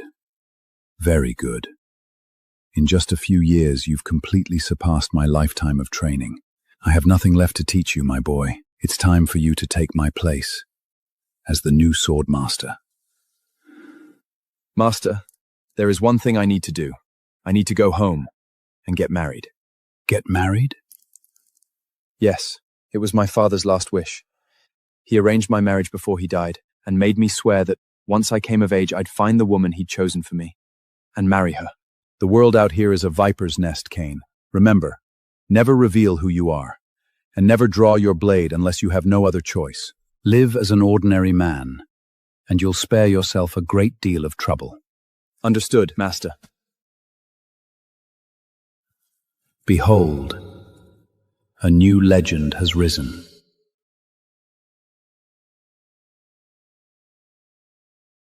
So this is the devastating power of the Swordmaster. If I can bring him back, Arundel might actually stand a chance.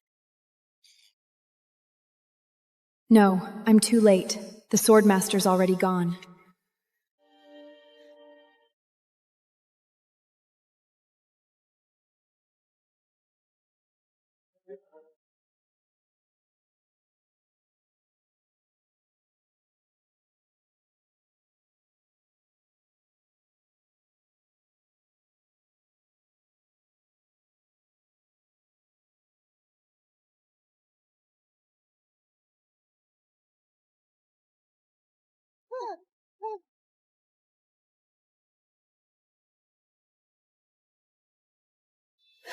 Why'd you stop, little princess? Legs give out on you? You set a trap for me?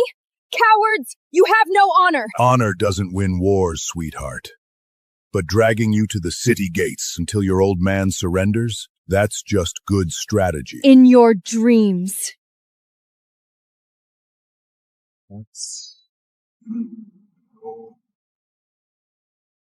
Pathetic little fool.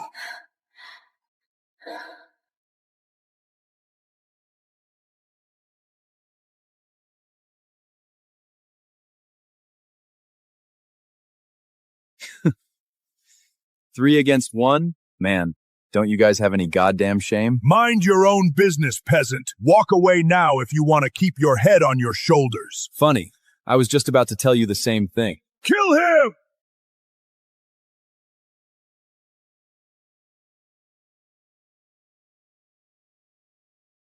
Hey, don't say I didn't give you a chance. No way. That crest matches my necklace. Could she be the woman I'm looking for?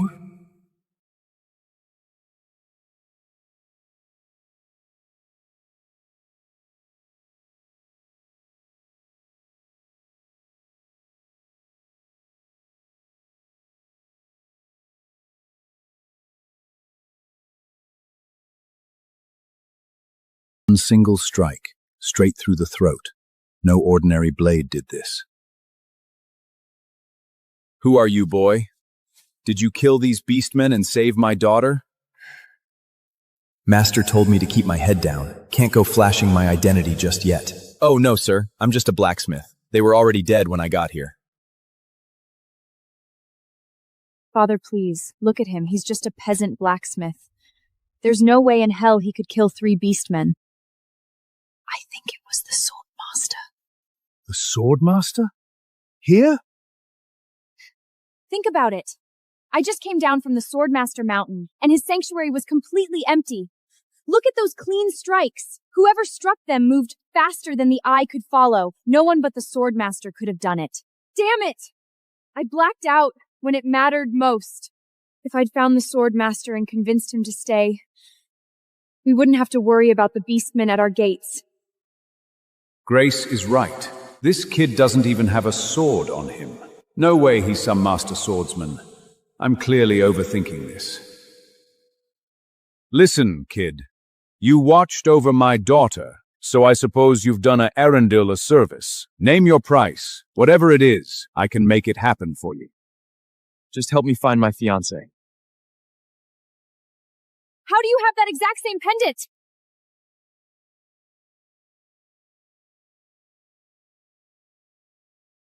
You're Robert's son. You're Cain? In the flesh.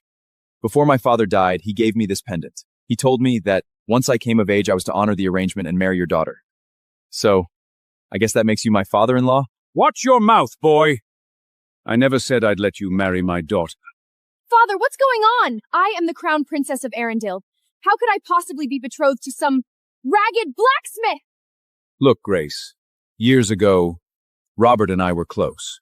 We had too much to drink and said a few foolish things. I never imagined he'd take it seriously. You hear that, boy? It was a joke. There was never a real betrothal. I am the crown princess of Arundel, the first in line for the throne. And you? You're a low-born blacksmith. You want to marry me? Try it in the next life! Now take your piece of shit junk and get the hell out of my sight! Look, kid. Here's 100 gold coins. Enough to keep a man comfortable. Take it. Consider it a generous settlement. I didn't come here for your money. What? Not enough for you? You could hammer iron for 3 lifetimes and never see a fraction of this wealth. Don't push your luck, peasant.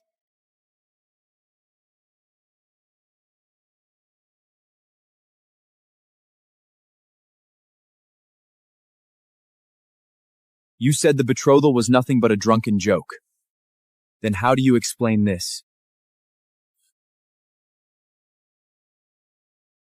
Years ago, when you were begging my father to help you claim the crown, you were on your goddamn knees, pleading with him for this marriage alliance.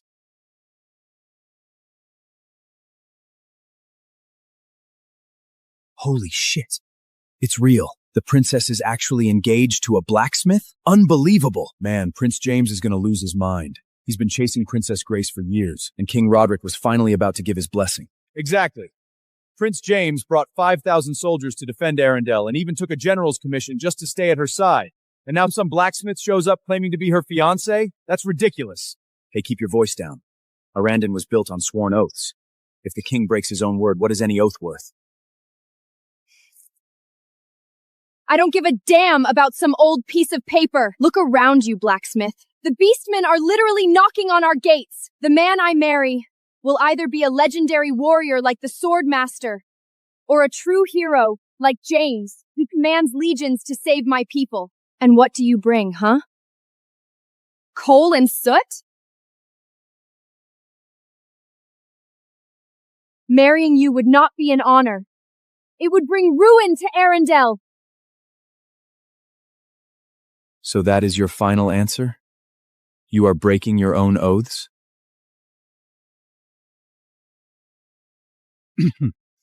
Of course not.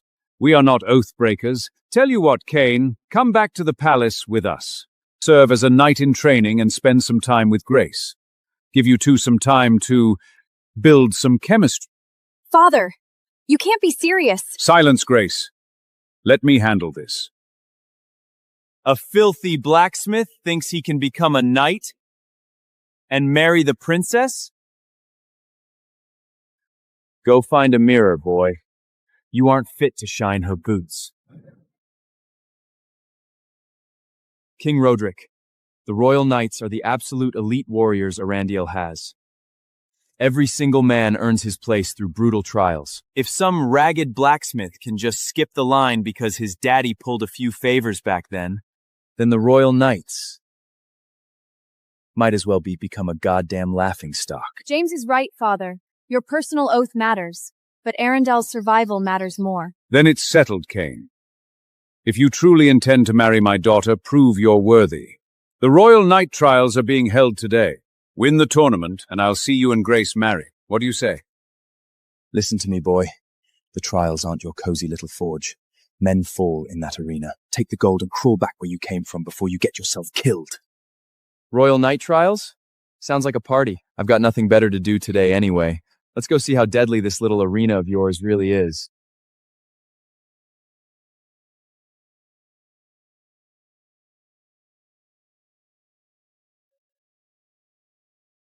Rules are simple. Every candidate enters the pit one by one to face the beast. Impressive. That's our strongest candidate today. He might actually break the record you set at 20. What was it again, James? 1 minute. A whole minute? That's the record you're proud of? You don't know shit about real combat, peasant! Official time! 5 minutes!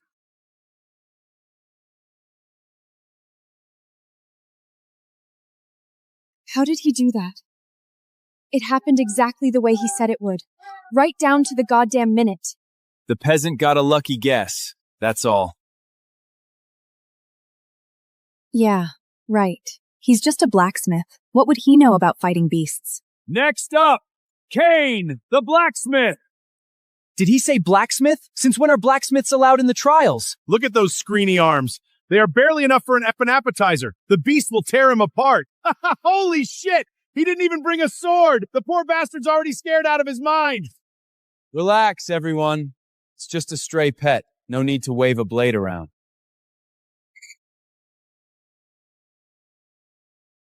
Bragging won't save you, you arrogant idiot. You think that's a damn puppy in there? Take a good look.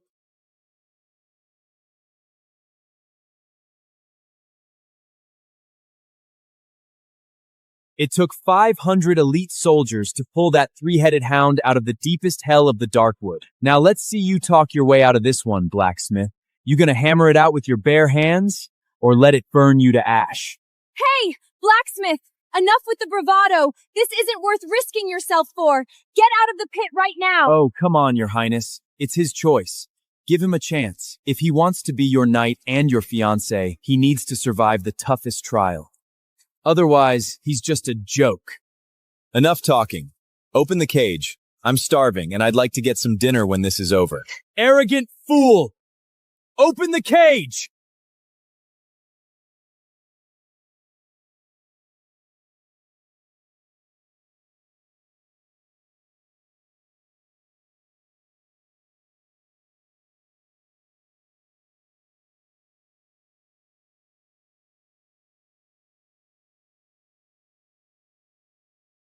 Coward! Is dodging all you can do down there? Stand your ground like a man! Those movements. His pacing is flawless. He's stepping exactly into the beast's blind spots before the strike even lands. Is he really just a blacksmith? Run, you reckless fool!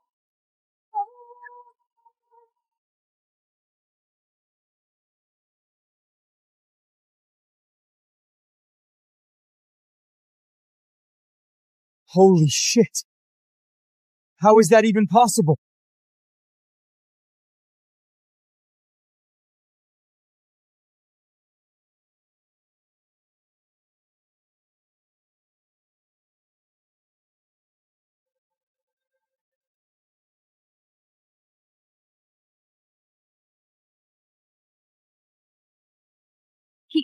He just killed a three-headed hound with one finger? Impossible! No damn way! He must have planted something on the beast and triggered it when he touched it. So that's what happened. I knew a blacksmith couldn't be that powerful. The night trials are about real and honest skill. We don't tolerate cheap tricks in this pit. Cheap tricks? To kill that little thing? Man, you people really haven't seen much, have you? Guards! Throw him out!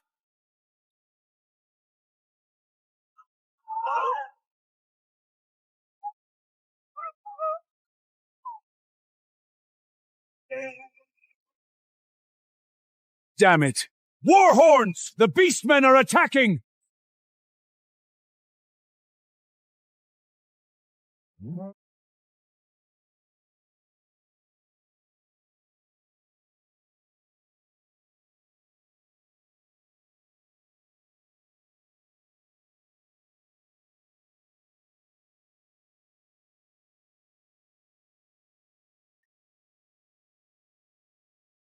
Roderick! You spineless old coward! Get down here and face me like a man! Hiding behind your pretty walls won't save you today! Well, hello there, Grace. My favorite little human pet. Look at you, getting prettier by the day. Tell me, sweetheart, are you ready to become my bride? You disgusting animal! That's what I like about you. You dare insult Princess Grace? You're a dead man! You can't beat him, pretty boy. Don't jump down there just to die. Shut your goddamn mouth, you coward! You're just piss-pants terrified because you know Fenris ranked number 15 in the swordsman rankings. Wait, what rankings? What the hell are you talking about? You might be shaking in your boots, but I'm not! Watch me! I'm gonna chop his goddamn head off and kick it across the battlefield!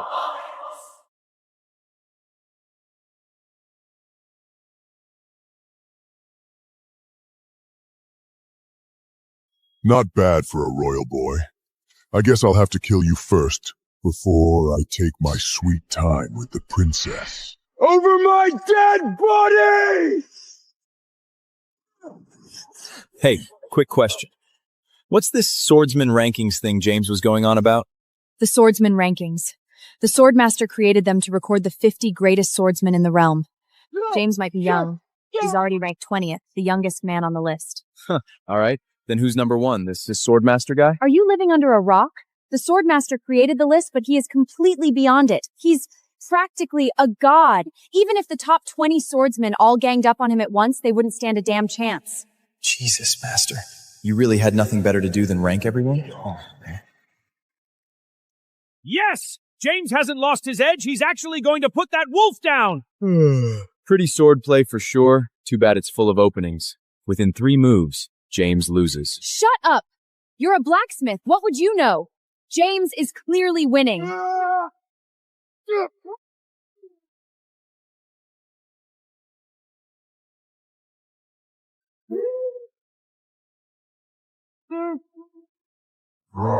James!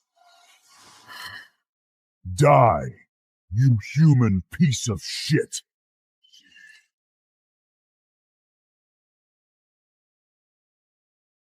Who was that? Who sniped my blade? Show yourself! Did he just deflect Fenris's blade with a pebble? Fenris is ranked number 15. That brute's born with monstrous strength. How is that possible? Oh, I get it. He's a blacksmith. He spends his life forging weapons, so he must know the weaknesses of different swords. He got lucky. Didn't change a damn thing. Your champion rolls like a whipped dog. Hey, old man, send someone who can actually fight. If anyone here beats me today, I'll pull back my troops. Otherwise, when these walls crumble... Then, I suppose I'll have to handle this bastard myself. Father, no! You can't! Easy, my go. I may have some gray in my beard, but I was a battlefield swordsman long before I wore a crown. And I still hold the 16th spot on the swordsman rankings. Father is ranked 16, and Fenris is 15. They're only 1 spot apart. He can win this. He has a chance. Not even close.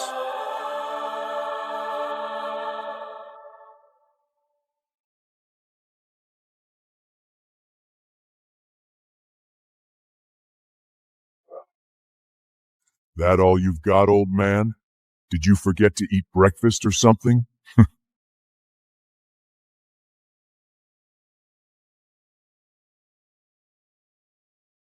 The wolf is wide open down low, but the king keeps getting distracted by his upper body attacks. That's why he's losing. You know nothing! The blade's coming at his face! What's he supposed to do? Let it take his head?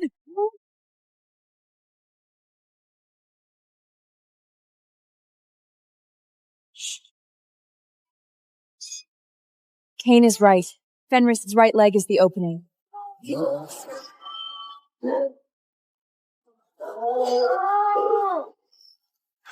Father! Go for his right leg!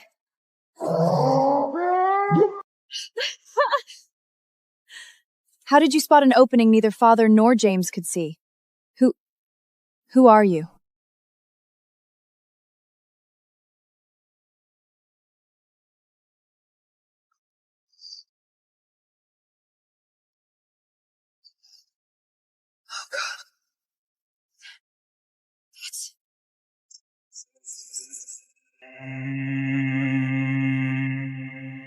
Brother, you're here!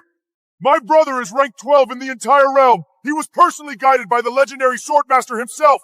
His swordmanship is Godsteed. You are all fucking dead! Wait, what?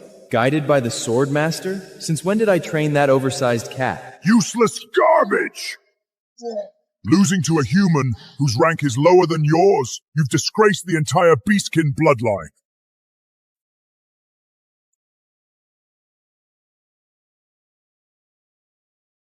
Roderick, surrender Arundel and crawl away alive, or I'll take it over your corpse. Choose. But as long as I still breathe, you will never take Arundel from me. For Arundel! Stubborn fool. Father! If you're so eager to die, I'll grant your wish. Away from him! And he'd still slaughter you like cattle! Why is everyone so damn obsessed with a stupid ranking list? You're a pretty little thing, aren't you? Get your filthy hands off me. Oh, I don't think I will. I'm taking you back with me. The entire mother. Good. Touch my fiancé again, and you die. I love taking a man's wife right in front of his eyes. Once I slaughter you, boy, I'm gonna take her home and have some real fun. Insult my fiancé again, and I will rip out your tongue. Completely run out of real soldiers? You're seriously sending a ragged street beggar out here to talk trash to me? Ah, blacksmith, a lowborn wease who doesn't even carry a blade. What are you gonna fight me with, boy? Your little forge hammer? Ha ha ha! Who said I don't carry a blade? Watch closely.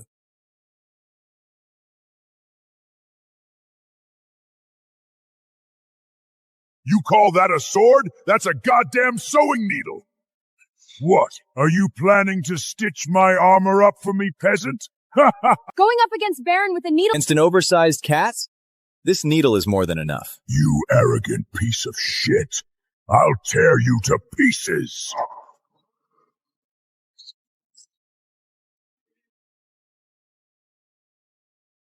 Is that it?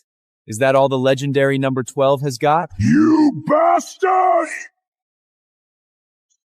That's his signature strike. The 1,000-blade storm.